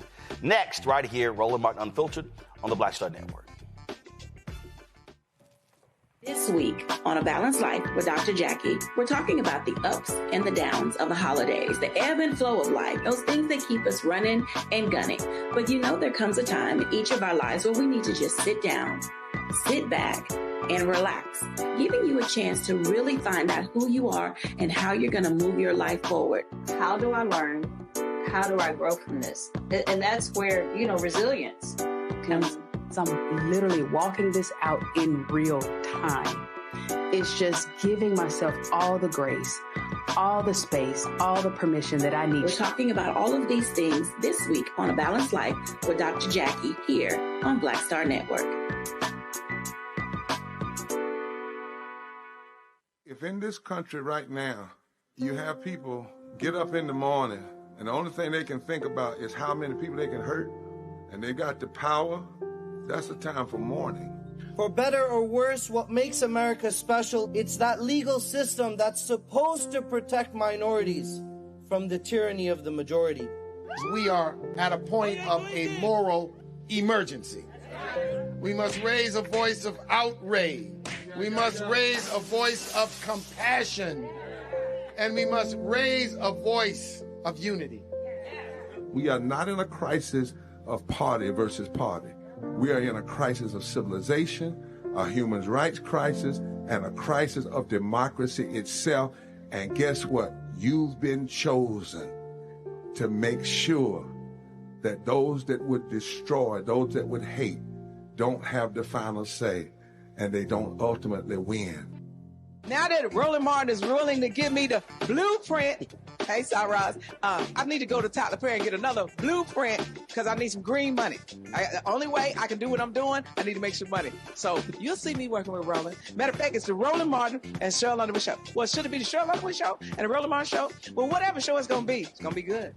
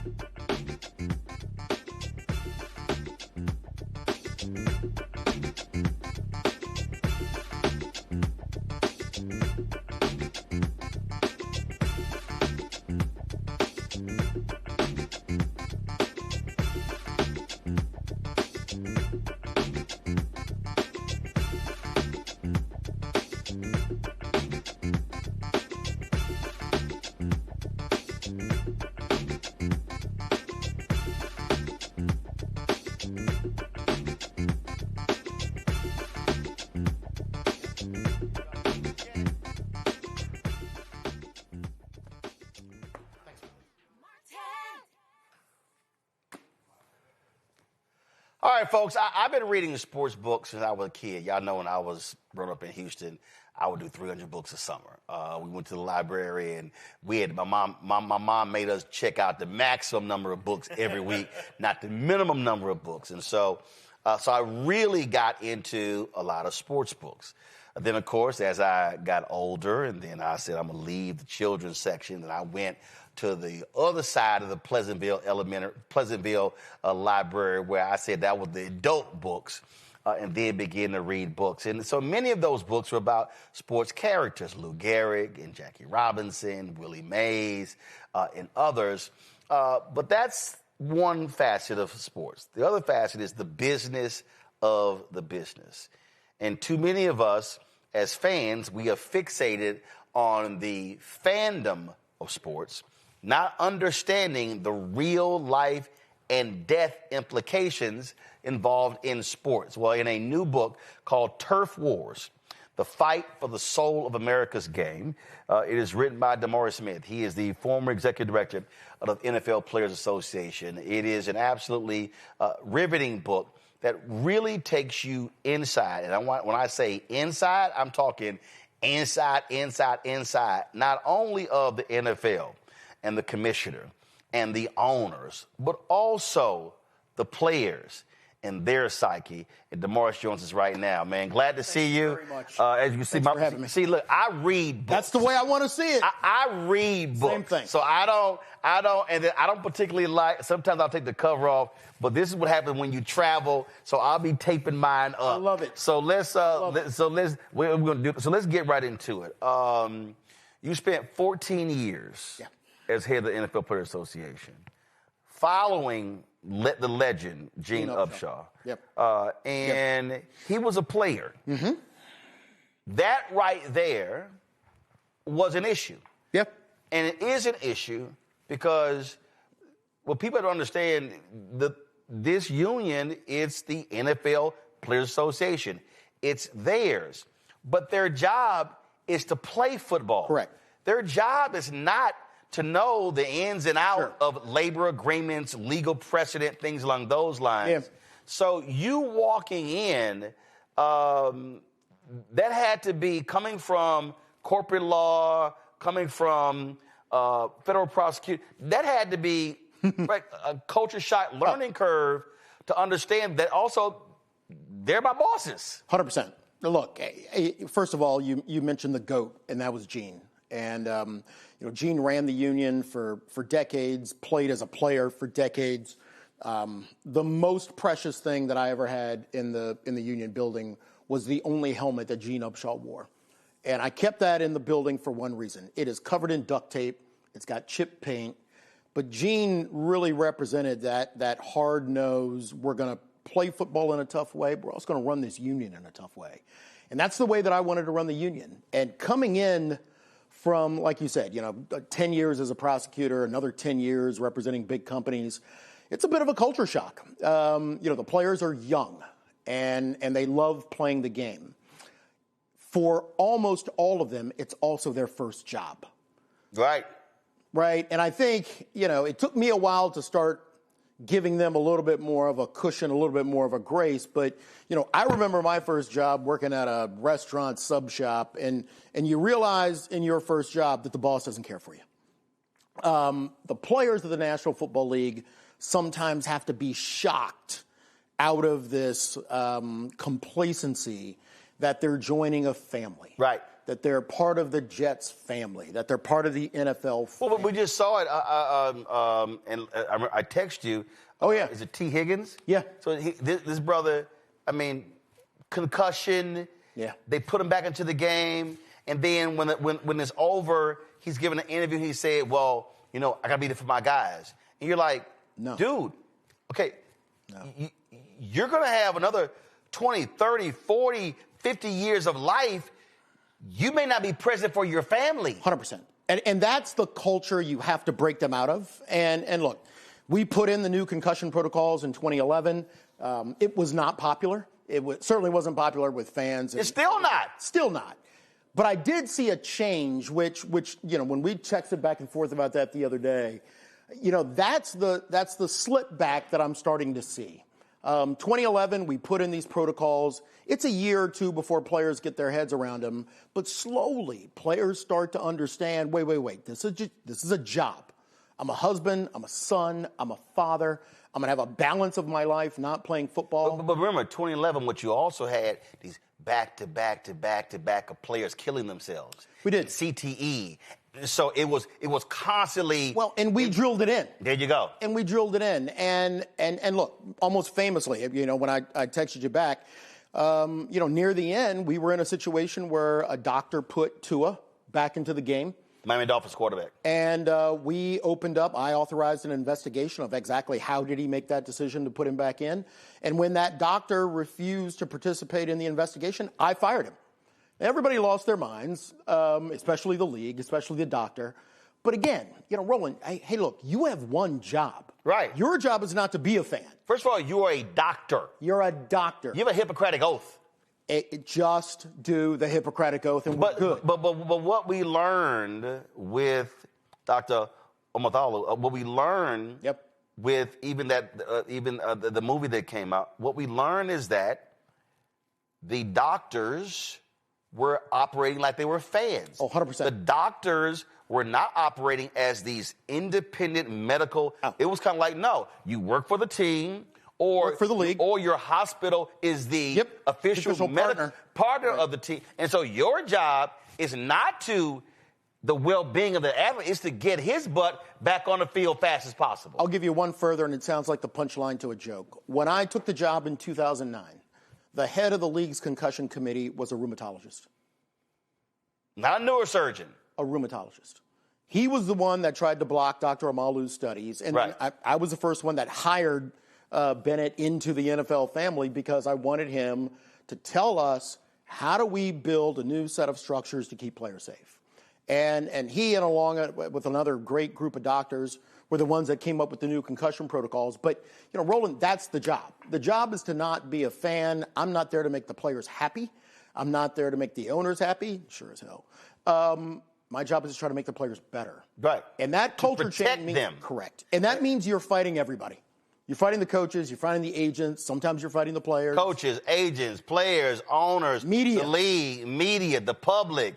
Because, again, your job is, my job is to make you as much money 100%. As long as possible, keep you healthy, to get you back to your families. 100%. And hopefully that you live a much better, more productive life after you've been playing with a ball, right? The previous generation. Right. I mean, our guys are going to leave football, at the ripe old age of 26, 27. The average career is 3.3 years. 3.3 years is one pillar, 100% injury rate is the other. And that's how I saw my job. Two pillars. I'm going to do my job right between those two pillars. And frankly, sometimes let everybody else be damned. One of the things that jumped out at me when you said, first of all, you said, I'm not here to be a fan. So when you meet with Roger Goodell and he takes off his lapel pin and he slides it across the table and he says, welcome to the league. And you slide it back because you're not joining the league. No. And I think that is, a lot of people probably will be shocked to hear that, and you lay it out. No. I am here to represent the Players Association. That's it. I am not, I don't want to hear that shield crap, protect the shield. No, I protect these guys. No. Every time someone says the shield, it still makes my stomach roil. Yeah. I'm not there for the shield. No, I mean, my job is to be literally myopically focused on what is in the best interest of the players. And that simply means, to a certain extent, you can't be a fan of the game. And for me, I was a huge, you come out of the womb here, you root for the Washington football team, you do. But I realized that there was an inconsistency between me being a fan of the game and me having a responsibility only to the players. And you can't do both. And I think for the time that people try to juggle both, I think that's when it gets sideways. When you talk about mindset, I'm sitting here, and as I'm reading the book, I'm remembering the labor strife. But I'm remembering the hell that Gene caught. Players who were trashing him. I know. Who were dogging him. I know. How dare you to get us a better deal? I know. And you come in and then you realize, and you're doing your research, and you're realizing how they've gotten screwed. And you're studying baseball and hockey and basketball. And I often talk about, I always have this conversation when I say the baseball players. The reason they had those guaranteed contracts, because they stood together as one and saying, we ain't playing. Well, they went through a strike. But the key is, they didn't trash their leader. No. They didn't dog the leader. No. But these owners, they also know, and this is why I love NIL today, that they were dealing with largely African Americans who were poor, who came from nothing, right, who desperately needed the money, right, and who were not financially savvy, and so they knew, we got y'all, 100%. The check can control what you do, 100%, and control your mindset about what you want to do. Yeah, like what you said, Antonio Cromartie. Stop bitching about money. Money ain't nothing. Money can be here and gone. Us players, we want to go out and play football. Well, what you gonna do when you're not playing, and now the money is gone, and you're trying to figure out how to pay into the health insurance. And then now, what about the pension? Look, it's that warrior mentality. And look, the only thing I ever wanted to do in the job is be a dog warrior. And I always thought Gene was. And to your point, Gene took so much abuse. But remember, Gene was a participant of 3 failed strikes. The union called the strikes, and star players like Joe Montana crossed the picket line. Quarterbacks. And broke the union. Because you say this, and I always believed it, but when you verified it, you said the person who is the closest to the owner on every team is that QB. 100%. And look, you either find those QBs who want to be a different cat. Yep. And I was lucky enough to have Drew Brees. Right. Because the previous strike, they screwed them. They crossed the line. Well, the quarterbacks club nearly broke the union. And there were a lot of quarterbacks in that group, and I continue to call a lot of them scabs because that's who they were.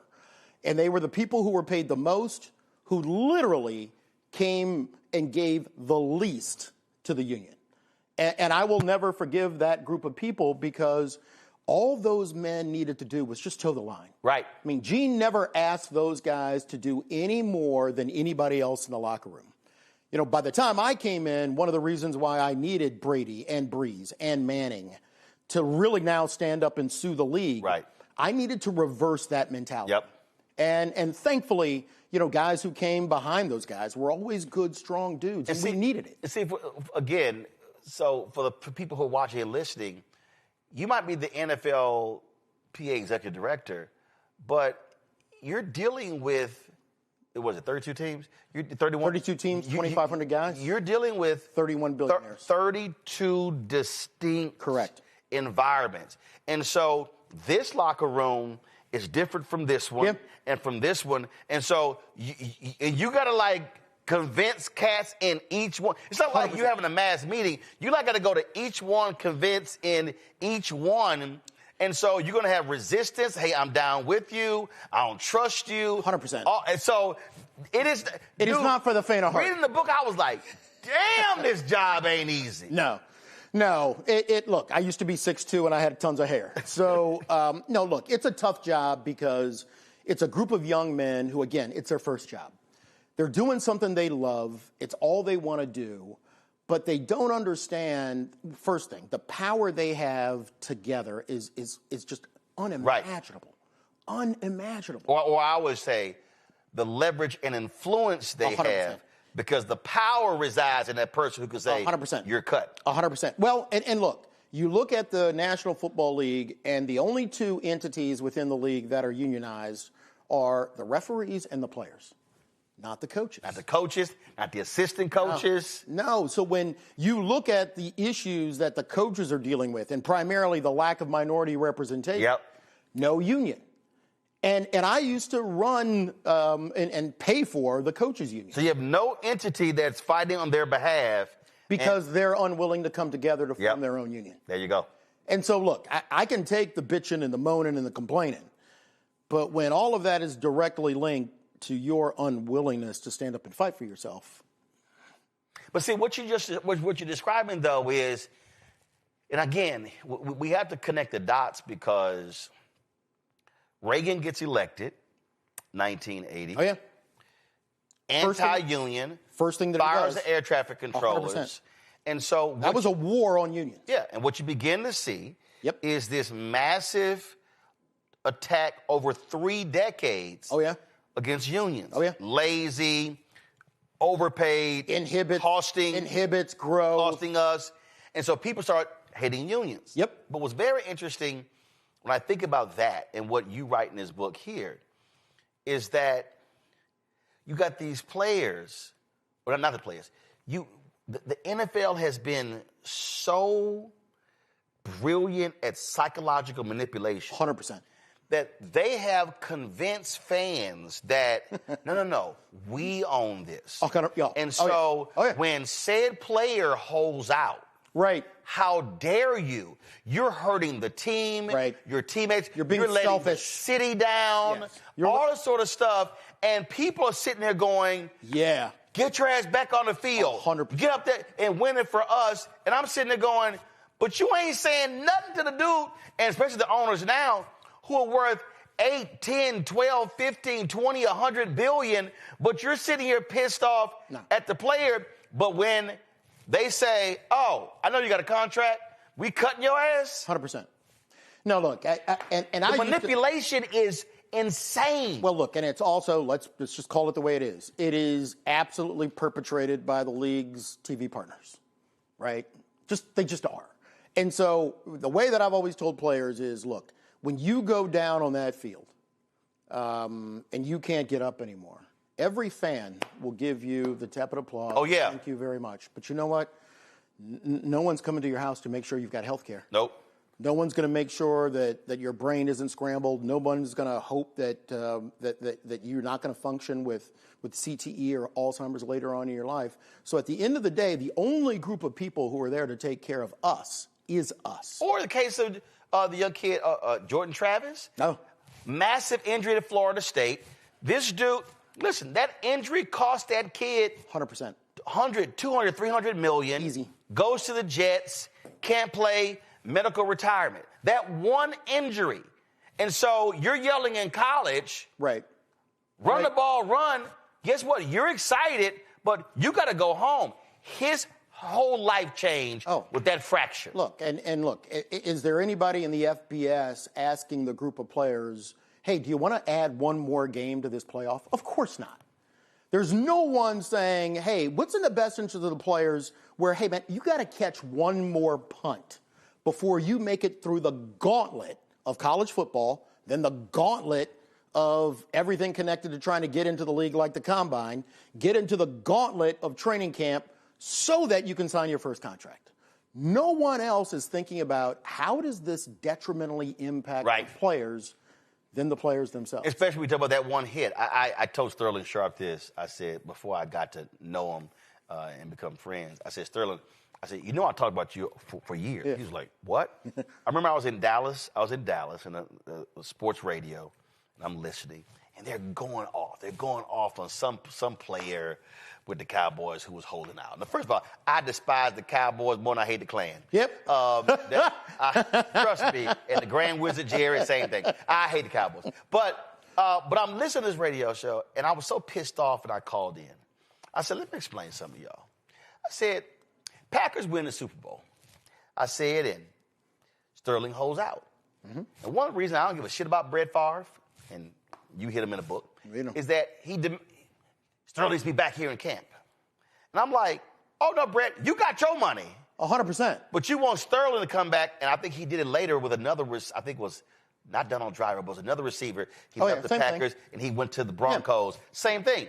So what happens? Sterling holds out, gets his money, hit the 11th game, suffers an injury, career over that could have been life-threatening. If Sterling did not hold out for his money, he's done.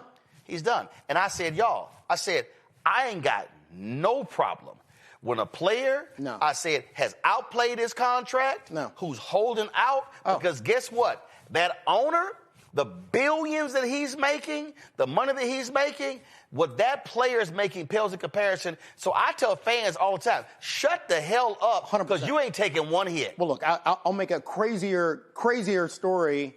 Joey Bosa, Mr. Trump had at the end of the thing.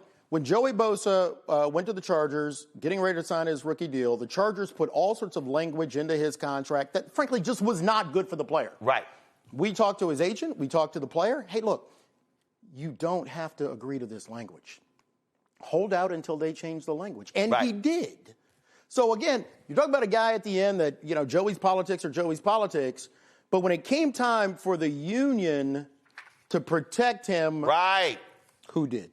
Right. Who did? And why? Because you have to look out for yourself in this game, because at the end of the day, like I said, the 100% injury rate, about the only thing that an owner is ever going to get hurt doing is maybe getting cut on a lobster claw, right? At the end of the day, that's as bad as it's going to get for those guys.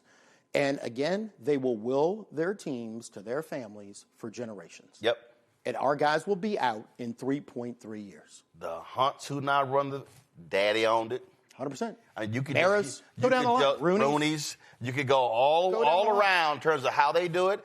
family members get hired. The McNair with the Texans, the people were like laughing at.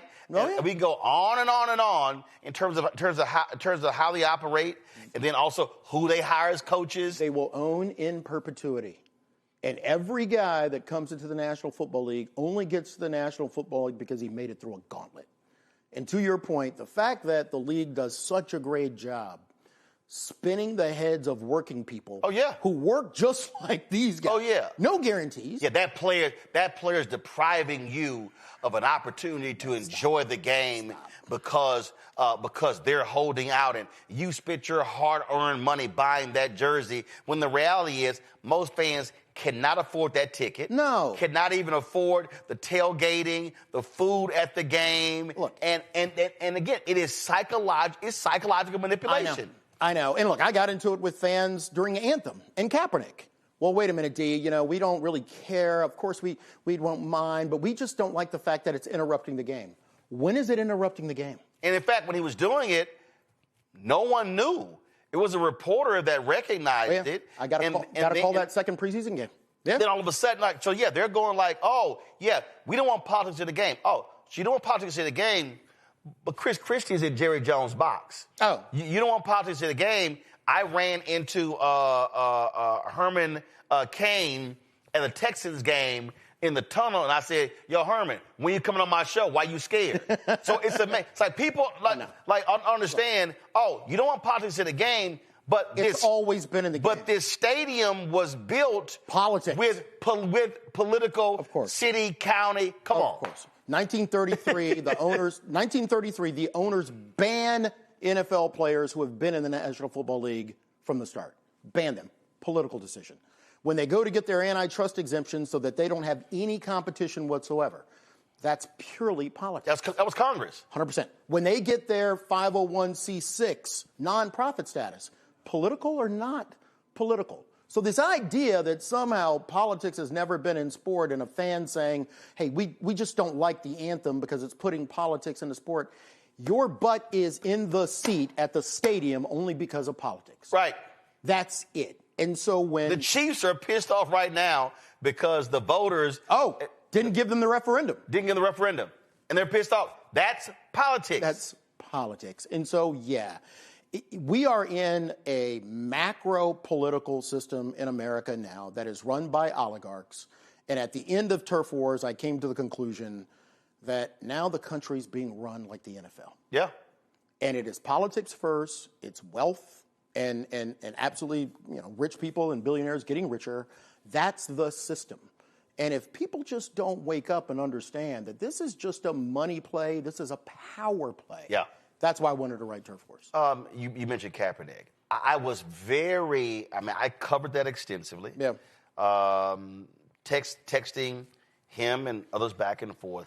But I was shocked reading your book at how he wasn't even talking to y'all. And the reason I remember that vividly, because the protest and people who were involved in it. Yeah. I remember the conversations, and folks were like, "Well, okay, dude, are you in this? Are you not? Right. Are you leading this? Are you not? Like, what are you doing?" And then, so you don't want people wearing jerseys and going to games.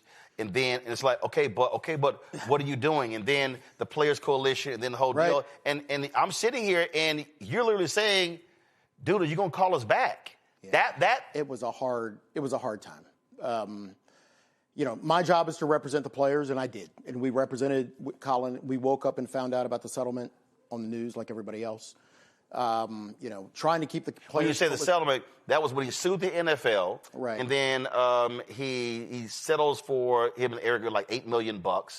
I have no idea. And that's when no one's been thrown out. But same thing. But again, I'm sitting here reading your book, and you said he still hasn't called us back. It's hard.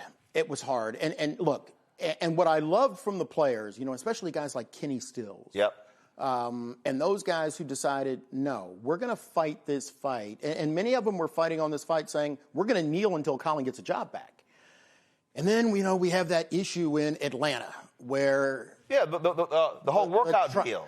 And then you say his attorney, Mark Garagos, admits, oh no, it was all PR. All right. When there were people, I was one of the people who were on the air fighting and demanding the tryout. Right. I know. It reminds me that these jobs, all of these jobs, are nothing's a straight line. Have y'all ever talked? Not about the case. Okay. Not about the case. And look, for me, nonetheless, we're going to do our job. Our job was to represent him as well. We did it. We worked well with his lawyers. Whatever they wanted to do, we did. We pursued the case. He settled the case. We're done. That's what happens. And a player has the unilateral right to settle the case on his own. He doesn't have to check with the union. He didn't. That case was over. But, look, I made a living suing the NFL because, again, that's how we hold them accountable. Right. And I get it that, you'll take the licks from the media and from the fans that D would rather litigate than negotiate. That's us fighting. That's how we fight. But also you have limited pathways to holding the league accountable. So it's not like, first of all, I think what so many people don't understand is they see Roger Goodell. Right. He is the commissioner of the NFL. Yeah. Roger Goodell is a well-paid employee. The owners. The reality is, no, there are 32 owners right. who control the league. 100%. And it's only really a handful of them. So all this stuff about, how he's the face, all this sort of stuff. No, he has bosses. 100%. And look, Roger's extremely well paid. But when you think about, you have those 31 owners, there is no SEC. They don't file any 10Ks, no 10Qs. There's no board of directors. There's no Department of Justice oversight, no SEC oversight, no state attorney general oversight, nothing. The only thing that stands in the breach to hold the league accountable is a union of 2,500 players and a short guy from Southeast. What was I forget, what was it that you wrote where you said, okay, local prosecutor, state, federal, does any of y'all, look, these folks won't even, do any of y'all want? They all like, nah, we good. We're good. I mean, good. let's just take the situation of minority representation in coaches and front office employees. Look, every state has their own EEOC and fair employment laws. Everybody. If you have been looking at the National Football League for the last 30 years and looking at the gross disproportion of representation in coaches and front office jobs, that's a prima facie case for discrimination. Not one attorney general's touched it. Not one. Not one. And I love Brian Flores. I love that even though he's the defensive coordinator of Minnesota Vikings, he's like, no, we continuing. We're still going. No, we're still going. Litigation is literally the only way, for the most part, that you can hold the league accountable. So, and that's been the way since the beginning. I mean, Bill Radovich was a war hero. He gets home from the war. He goes to the Detroit Lions owner to say that he wants to play in California because his father's dying. Detroit Lions owner says, no, you're going to play here next year even though you don't have a contract. Even though you don't have a contract. And if you decide to not sign the contract, you'll never work in the NFL again. He was literally the first person who was blackballed, a war hero. He sued the NFL for 10 years and won his case at the United States Supreme Court. So I don't have time or patience for anybody to talk about that, this idea of suing the league is somehow, an end run around negotiations. If you're sitting at a table, there's 31 billionaires. They can outrun you, outpay you, outspin you, outpower you in any way. And the only place where someone is going to hold them accountable is a courtroom. Who wouldn't make the decision to go to a courtroom? Well, it's like when you talked about what took place with the Patriots and how the NFL destroyed the evidence. When it came to the Dan Snyder case. We go on and on and on. Like, you have this, what's so crazy is you have a league that goes, we're going to be forced to hire outside counsel. Let's go hire a former federal judge or whatever. Former FBI director. So what it does is it gives the veneer of, it's all good. When in fact, no, you're paying that person.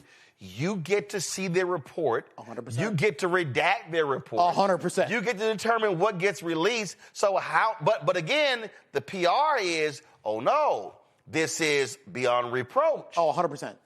And look, I went through it with Bounty. I went through it with Ray Rice. Went through it with Deflategate. And all three of those were exactly as you described.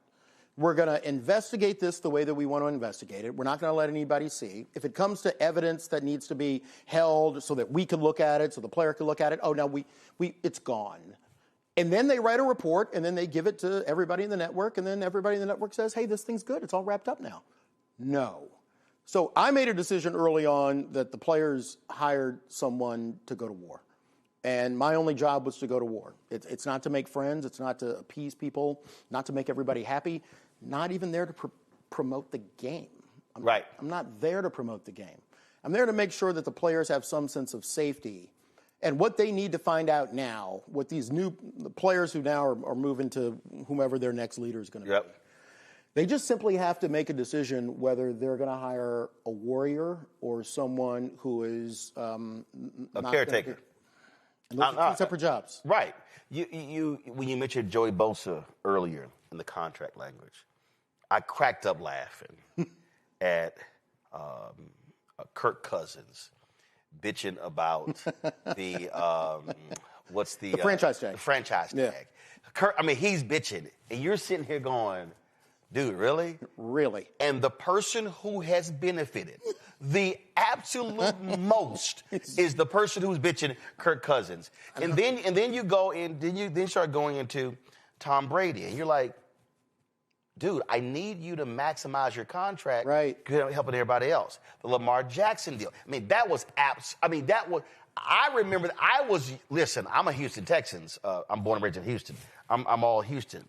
But I was yelling, y'all, this is absolute collusion. Absolutely. How in the hell the MVP becomes available and nobody bids? Nope. The Atlanta Falcons go, oh no, we're good. Your QB sucks. And this is the MVP. They were like, oh, damn it, you get Deshaun that contract? 100%. The hell with guaranteed deals. And look, I have never seen the league more blatantly willing to rub it into the players' faces than during Lamar. That was collusion. And that's why I sued them. I sued them. The case was pending when I left. My successor, for whatever reason, made the decision not to tell the players what the outcome was. The outcome was that the management council urged teams to not give guaranteed contracts. Why they wanted to keep that secret, I have no idea. Which is insane that the NFLPA, that was like, okay, that's like we got flames and red flags and we got sirens going. We yelling this from the rooftops. I am still dumbfounded by that. But that was so.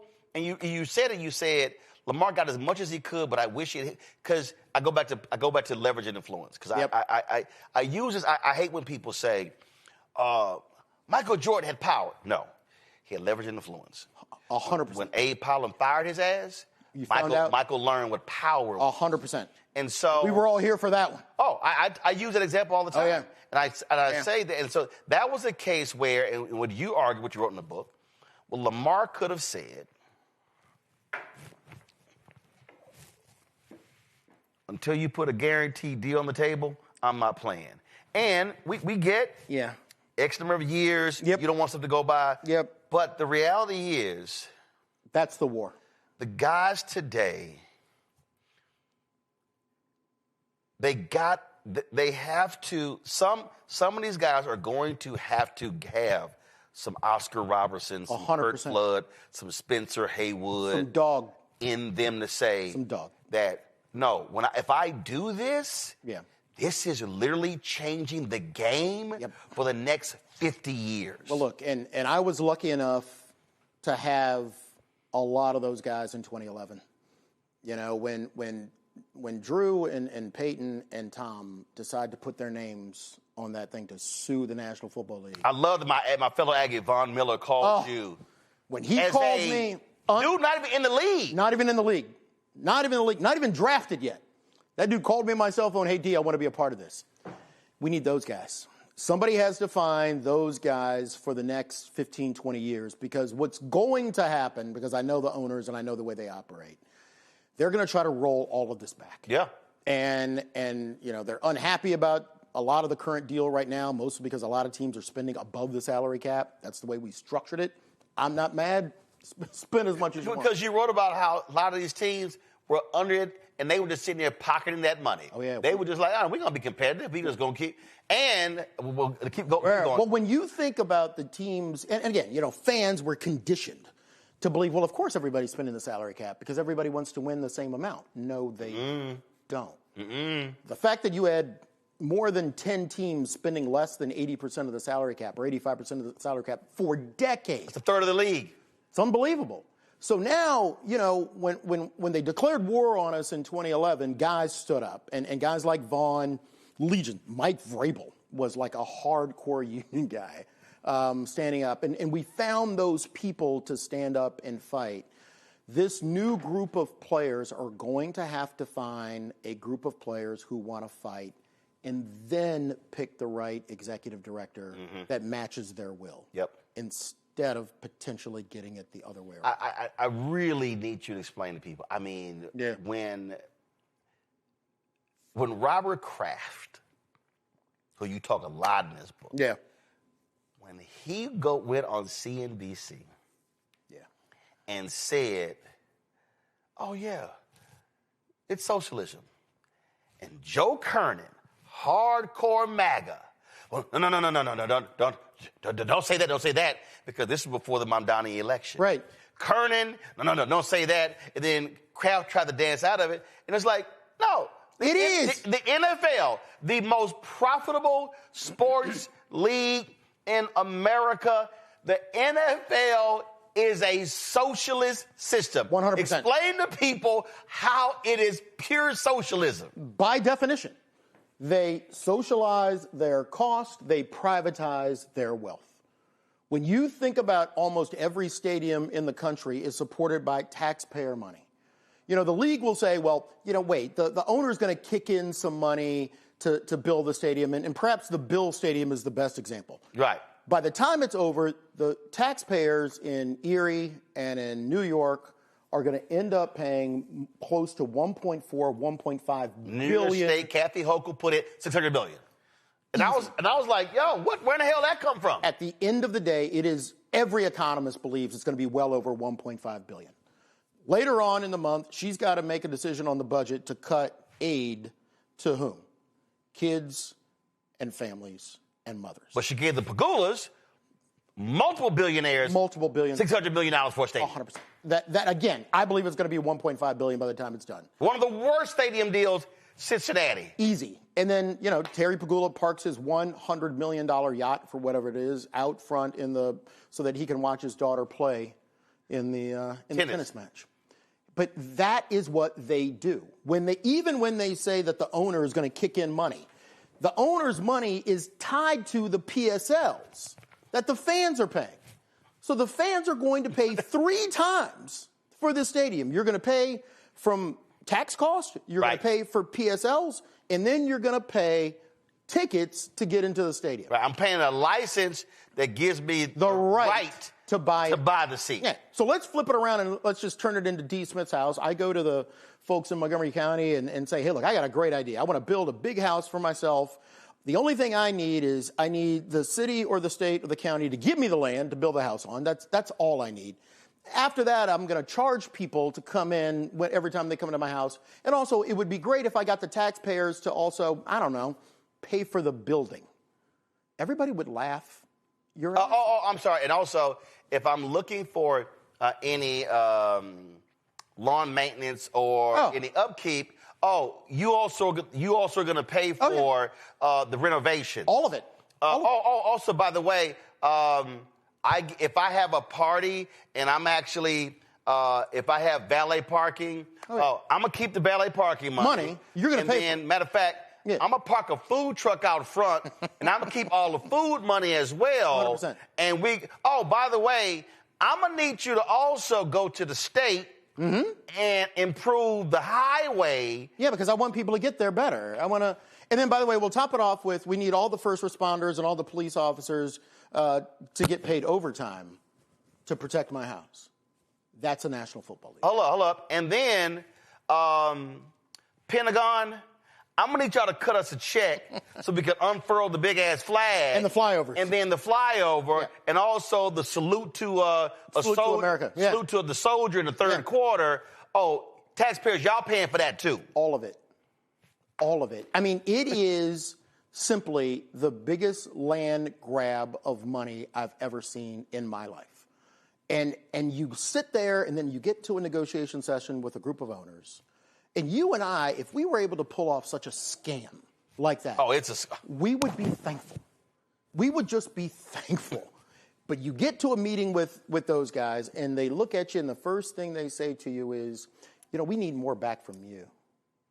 It's actually different, D. The players should just be thankful for being a part of this. Just happy to be a part of this universe. And we're going to need players to give back a little bit of money. And this whole pension thing, we don't really like that. We don't like the 401ks. So you end up fighting with a group of people who are the most entitled people in America.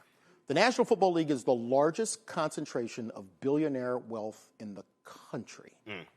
And you have to fight to the death for a player to make sure that he has, and all of these guys have, the right health care on the sideline. I mean, again, it is not perfect. I'm proud of what we were able to do. But the fact is, it comes with just hand-to-hand combat that I now worry that a group of players don't understand, that legions of players fought that hand-to-hand combat just to make sure that you have the locker room that you have today. Well, and even when you talk about, what was it? I literally just saw the report where the league is pissed off with the NFL players' annual survey over the quality of the facilities. And you're not supposed to make this public because the report comes out every year. This team facilities suck. Yeah. Food suck. The family room sucks, and it's typically the Bengals who are always the worst. And they're mad. And the Chiefs. They're mad. That is public. It is a surreal world, right, where you want to hold them accountable. I think the next thing the players have to do with that is collectively bargain to make the facilities better.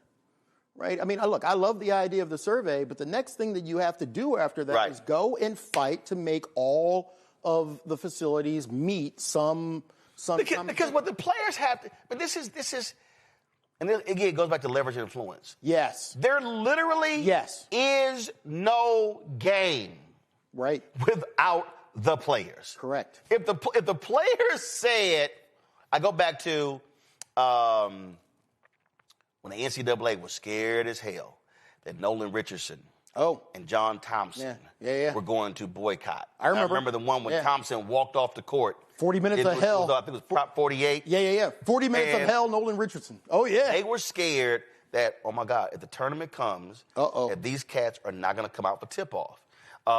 When Donald Sterling, when they were, Adam Silver was fighting like hell. I mean, they were like, okay, are these players going to not play in a playoff game? And so the thing here is, that's it. If these NFL players, it's no different than when in college, when that brother at Ole Miss, the running back, you know what? I ain't really feeling playing with that Confederate emblem on that flag. That's right. And when that thing went from Ole Miss to Mississippi State, here we go. That black folks have been fighting for decades to get it off. But when the football players said, we're done. And the white coaches went to them Republicans, them racist Republicans, said, listen, we ain't going to have no players.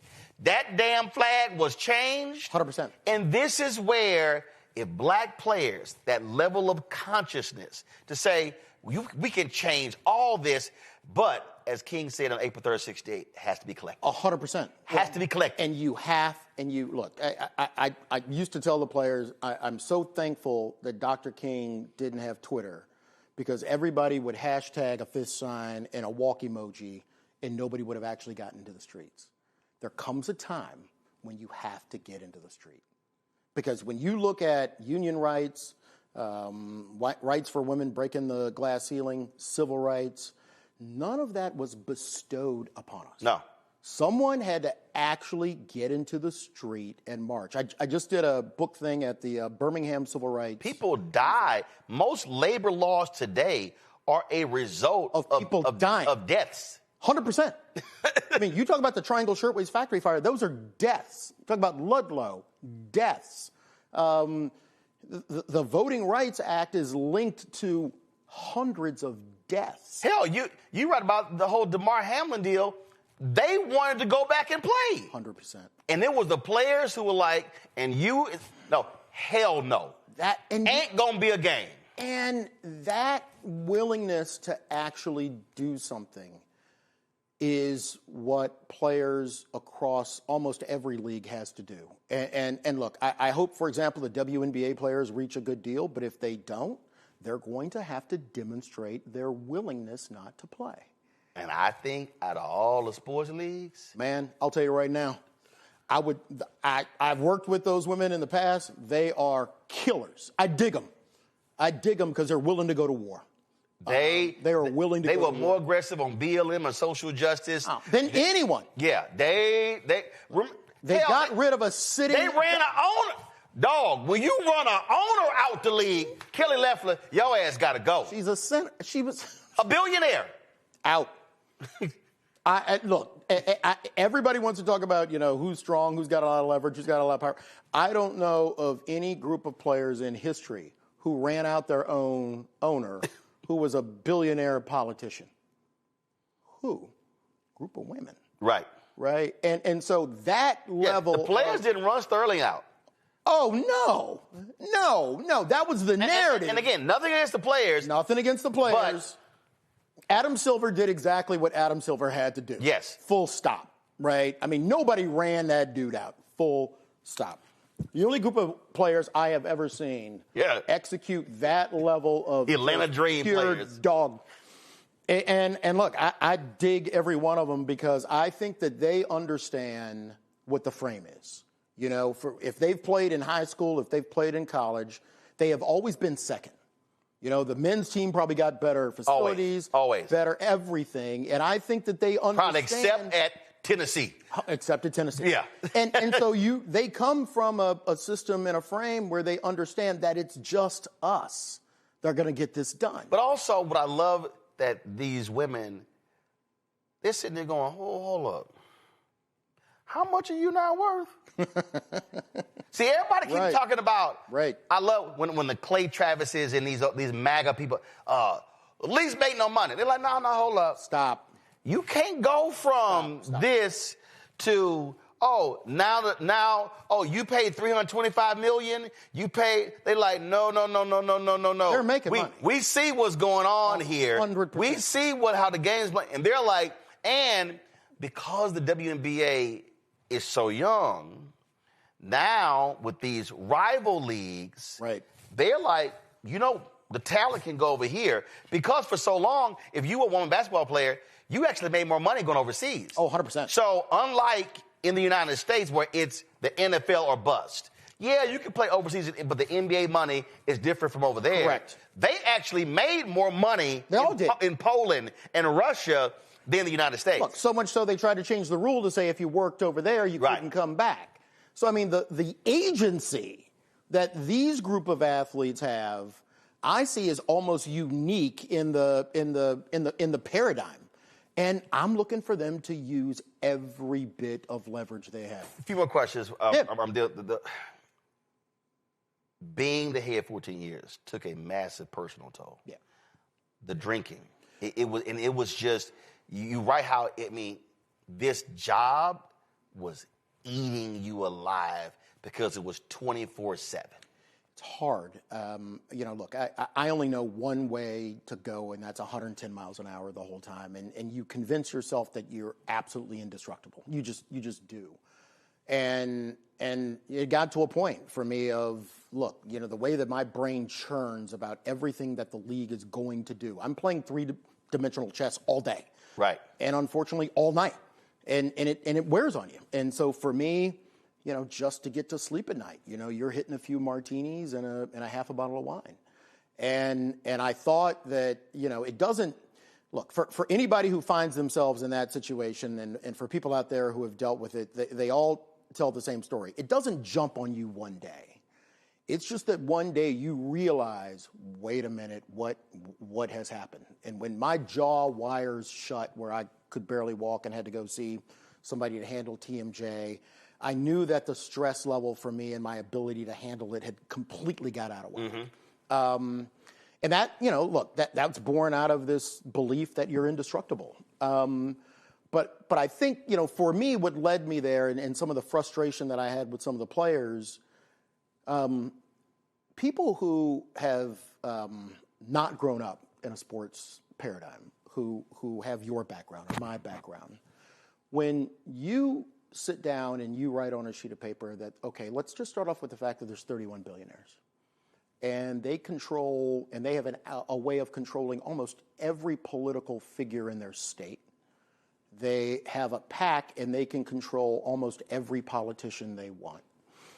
Sure, we might be able to file a few lawsuits, but they have more money to spin these lawsuits into litigation forever. I've got a group of players who are primarily under the age of 23 years old. They play for 3.3 years. There's a part of you that in order to play the three-dimensional chess the right way, you actually have to become the lawyer for the other side and say to themselves, well, if I was running this, what would I do to D. Smith? Oh, you literally had to deal with the owners trying to put a former player in the job that you got in Troy Vincent, who they then hire on their side. That was, you say, basically, they wanted to control the union 100%. by putting their own guy in. 100%. And again, go back to Gene Upshaw. Troy is out of the union because of Gene Upshaw. Because when Gene found out, that was Troy's last day. And Gene understood the stakes, I think, better than anyone. And in some respects, he was much stronger and a much more powerful leader than I would ever be. He was also willing to do things that I'm not sure I could do. I mean, when you think about Gene as the executive director, they call a strike. I mean, they call the play. The players, look, Gene doesn't make that call. The players make that. That's a vote. That's a vote. Right. And everybody decides we are going to pursue this strike. It's a majority vote. 100%, until we get what we want. And then again, players like Joe Montana cross that picket line and kill. I think Elway crossed too. Oh, yes. Yeah. Yeah. And so when the high-profile players killed that strike and killed that picket line, and that strike is over, who has to pick up the phone to call Paul Tagliabue to say, hey, by the way, you won, we lost, and now you have to beg to come back to work? Gene made that call. I'll be dead honest. I'm not sure I can make that call. I mean, I don't know how I would go through a strike that the players called only to watch it capitulate for other players. And then I've got to pick up the phone. Right. And I called Roger. Hey, how you doing? Hey, I know you broke our backs, but we want to come back to work.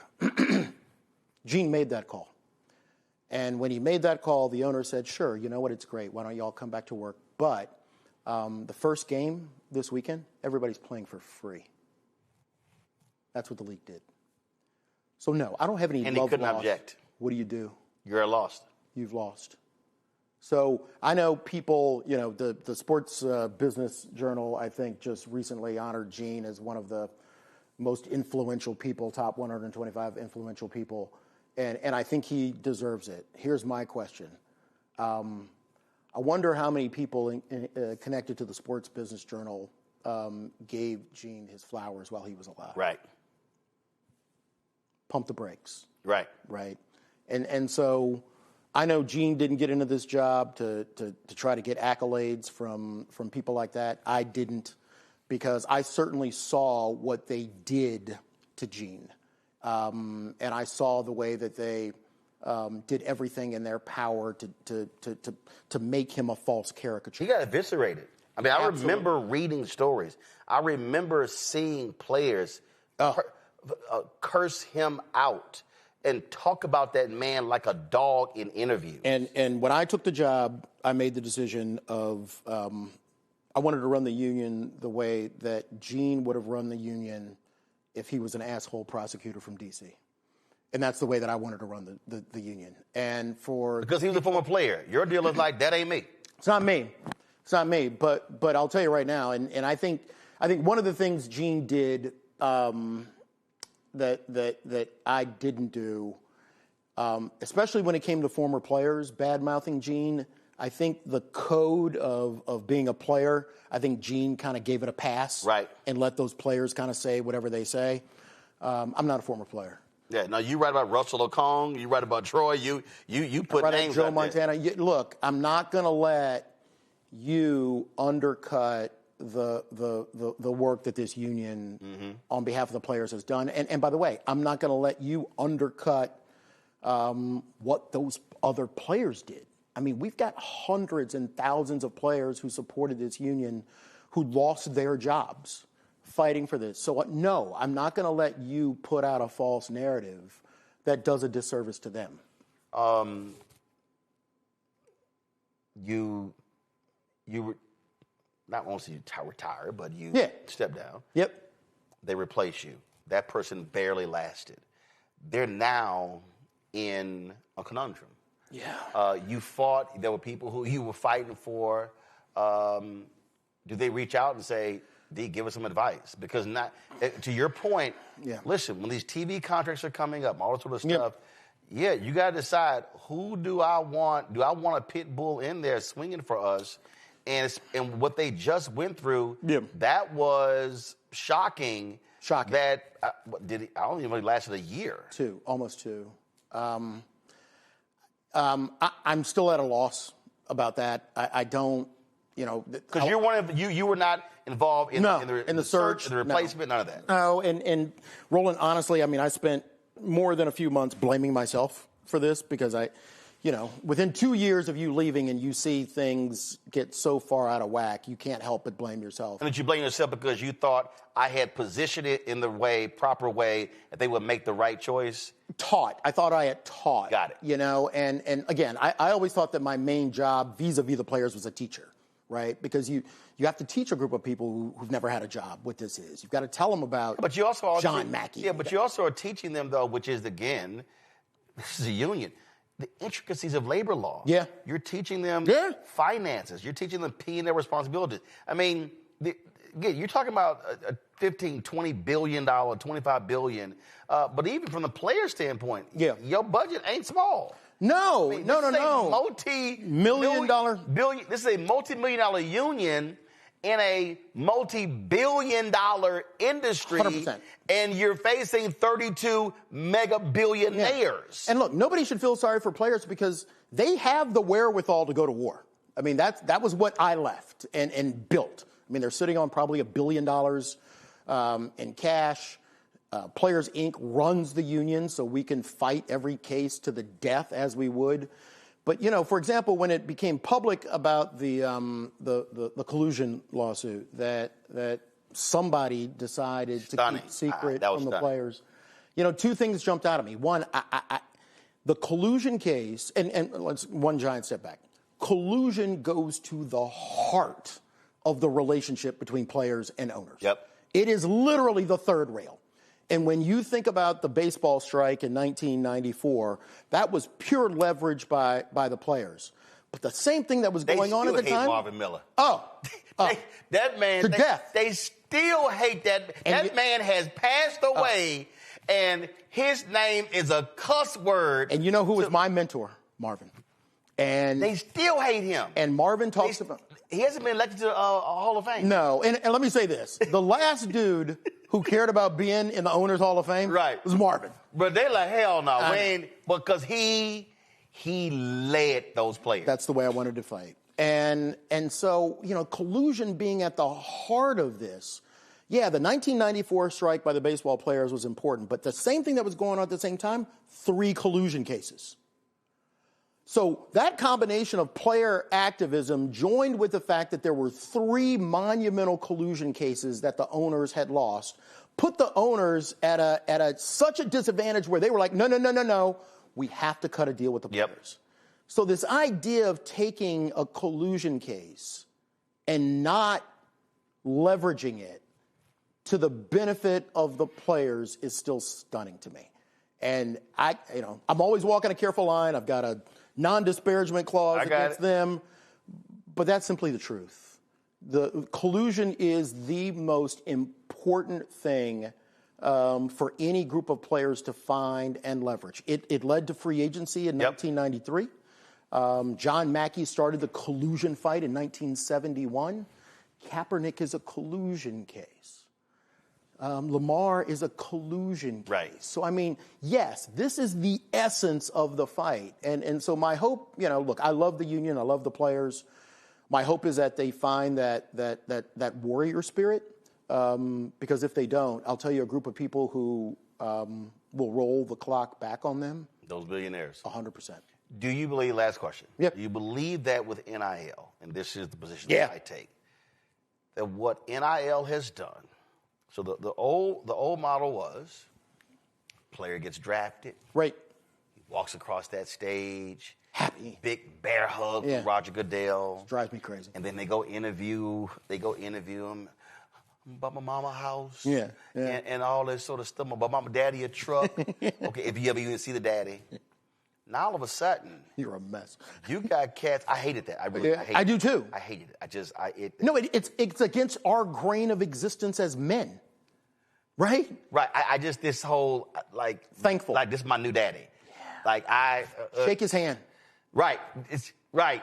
Shake his hand. I'm like, I said the same thing to every rookie. Shake his hand. Right. Because that bear hug. But if you do something, he's going to be giving you that fine. The next time you see Roger will be when he suspends you. Right. That's what I used to tell people. Just shake his hand. So, but I think you're right. With NIL, what you now have college freshmen, and now it's going down to high school. Yeah. Now it's going to junior high. You now have not only players who are now more financially aware. Yep. Now their parents are. Yep. So now you don't have the same player. And I agree with you. I think was pissing these owners off is you gotta do now. Yo, I could make 4, 5, 6, 7, 8, 10, 12 million in college. So I don't have to sit here and be thankful. Right. I think NIL is changing a lot of this right here among a lot of these ball players, especially African Americans. Look, I think that's absolutely right, and I think that's the hope. I think the new mentality around labor unions in sport have to take into account that you're dealing with a new group of people who are more financially aware, have a higher level of agency, and hopefully have a different spirit that, whoa. I am going to take control of my own destiny. Right. And is that going to roil the owners? 100%. And again, I have my own theories about Shador, but I know that level of brashness, that level of I know how to play football. I've already got some money. I am going to come into this relationship on a purely equal transactional basis. Yes. That is something the owners do not like. Oh, and by the way, owners, my jersey's number 1. 100%.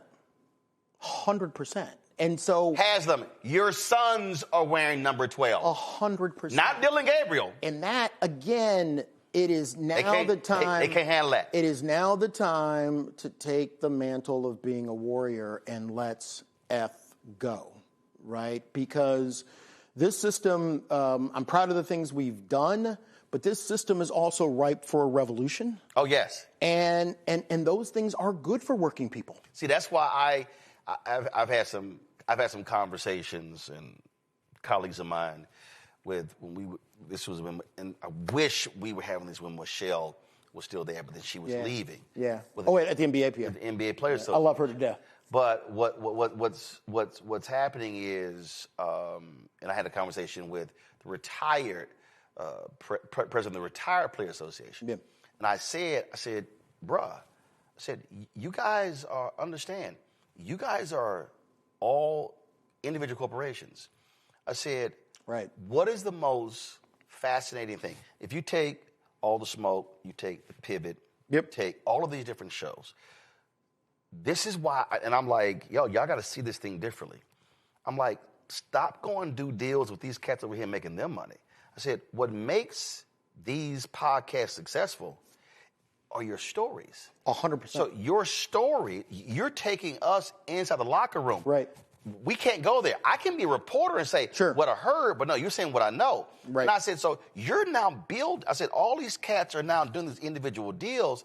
I said, as opposed to if y'all create a collective and then say, no, we're going to go out and sell these shows as a collective. Sure.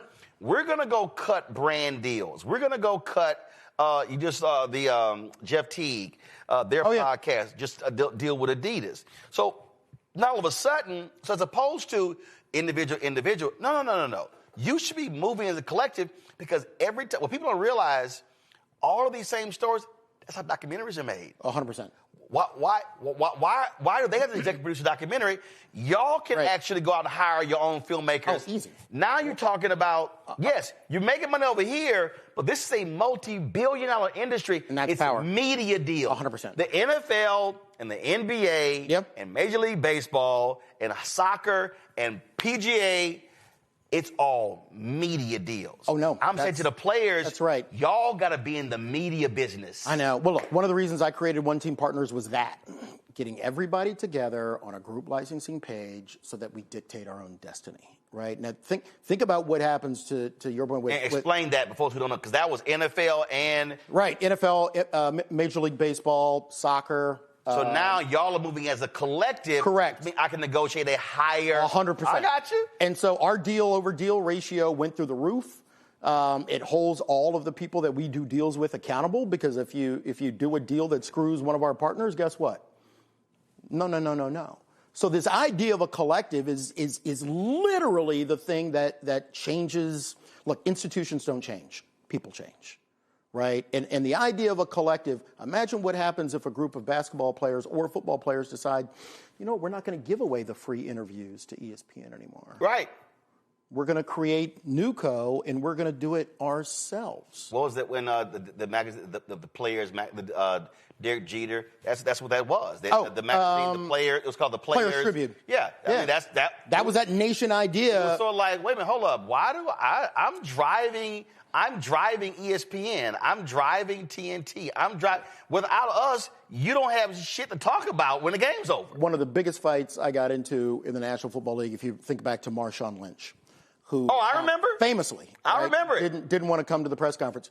And the way the CBA is written, it only says that the players have to be available. No player has to give an interview. I mean, and I fought that thing so hard. Why?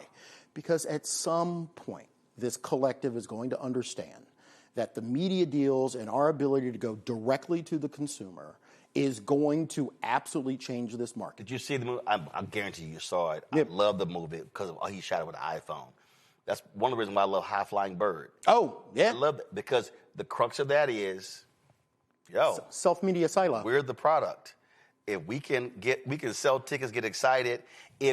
So many of the players, and again, I've talked to players. We talked privately. They'll come to me and they say, man, how did you build this show and network? I said, guys, you're in the media business. 100%. I said, that's how they sell shoes and everything else. Well, they're in the media business. And look, and once you are in the media business and you have that piece of leverage, then you use that leverage when it comes time to asymmetrically negotiate a new collective bargaining agreement, right? That's the power.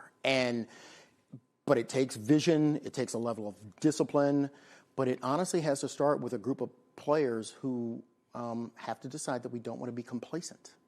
And that's literally, I think, what's the theme. Complacent, or I'll say satisfied. That's what. So I always think back to the movie Malcolm X, when Denzel playing Malcolm X, Brother Johnson's beaten by the cops.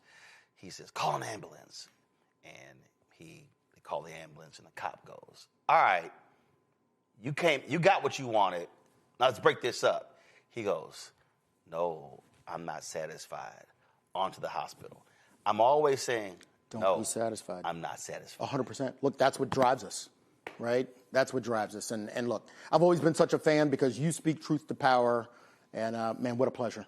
Absolutely. I was at that with the coaches meeting. We were in New York. Oh, that's right. And I was hoping, hey, Cats would follow up because I was like, yo, we're there. But the reality is, movements are built upon moments. Yep. But it requires people that have a commitment to say they want to make this thing happen. 100%. That's the only way it happens. That's the only way it happens. Folks, the book is called Turf Wars, The Fight for the Soul of America's Game.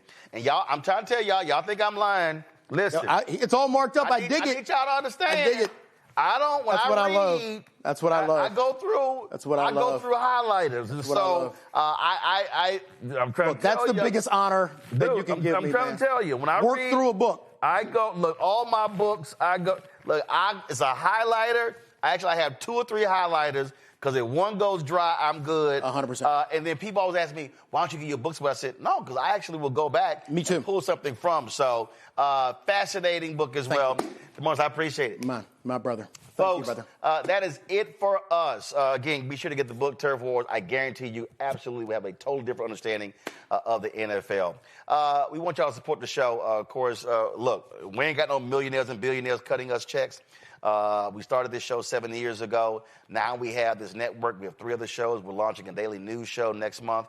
We're launching a weekly health show as well. We're trying to launch a business show, all because what we focus on is centering African Americans, speaking to the issues that we care about, where we're not an afterthought. We're sort of a side story, a part of the story. We are the central part of the story. So your support is critical. I said this on our 7th anniversary, September 4th. The goal was to raise $1 million between then and the end of the year. We got 15 days left because, again, 2026 is going to be huge. We're going to be traveling around the country. We're going to be in North Carolina, Georgia, Texas, doing town hall discussions because we've got midterm elections. But there's a lot of things that will be going on, and so your support is critical. If you want to join our Bring the Funk fan club, I told y'all, I don't send hats, T-shirts, or whatever. When you give, that money goes right back into this show. And I told you, the live streaming unit we have, I just approved a 3rd one. That's $20,000. The Associated Press cut them $180,000 check. We got some new. We've got some new things coming with our app. We're switching providers. We have more details with that. That was $110,000. And so in the past 2 weeks, I've literally cut checks for $450,000. And so nothing about this show is free. So your support is absolutely critically important. You want to contribute via Cash App, use the Stripe QR code. You see it right here, bottom left-hand corner. That's also for credit cards. PayPal is R Martin Unfiltered. Venmo is RM Unfiltered. Zelle, Roland at RolandSMartin.com. Roland at RolandMartinUnfiltered.com. Checks and money order, make it payable to Roland Martin Unfiltered, P.O. Box 57196, Washington, D.C., 20037 7-0196.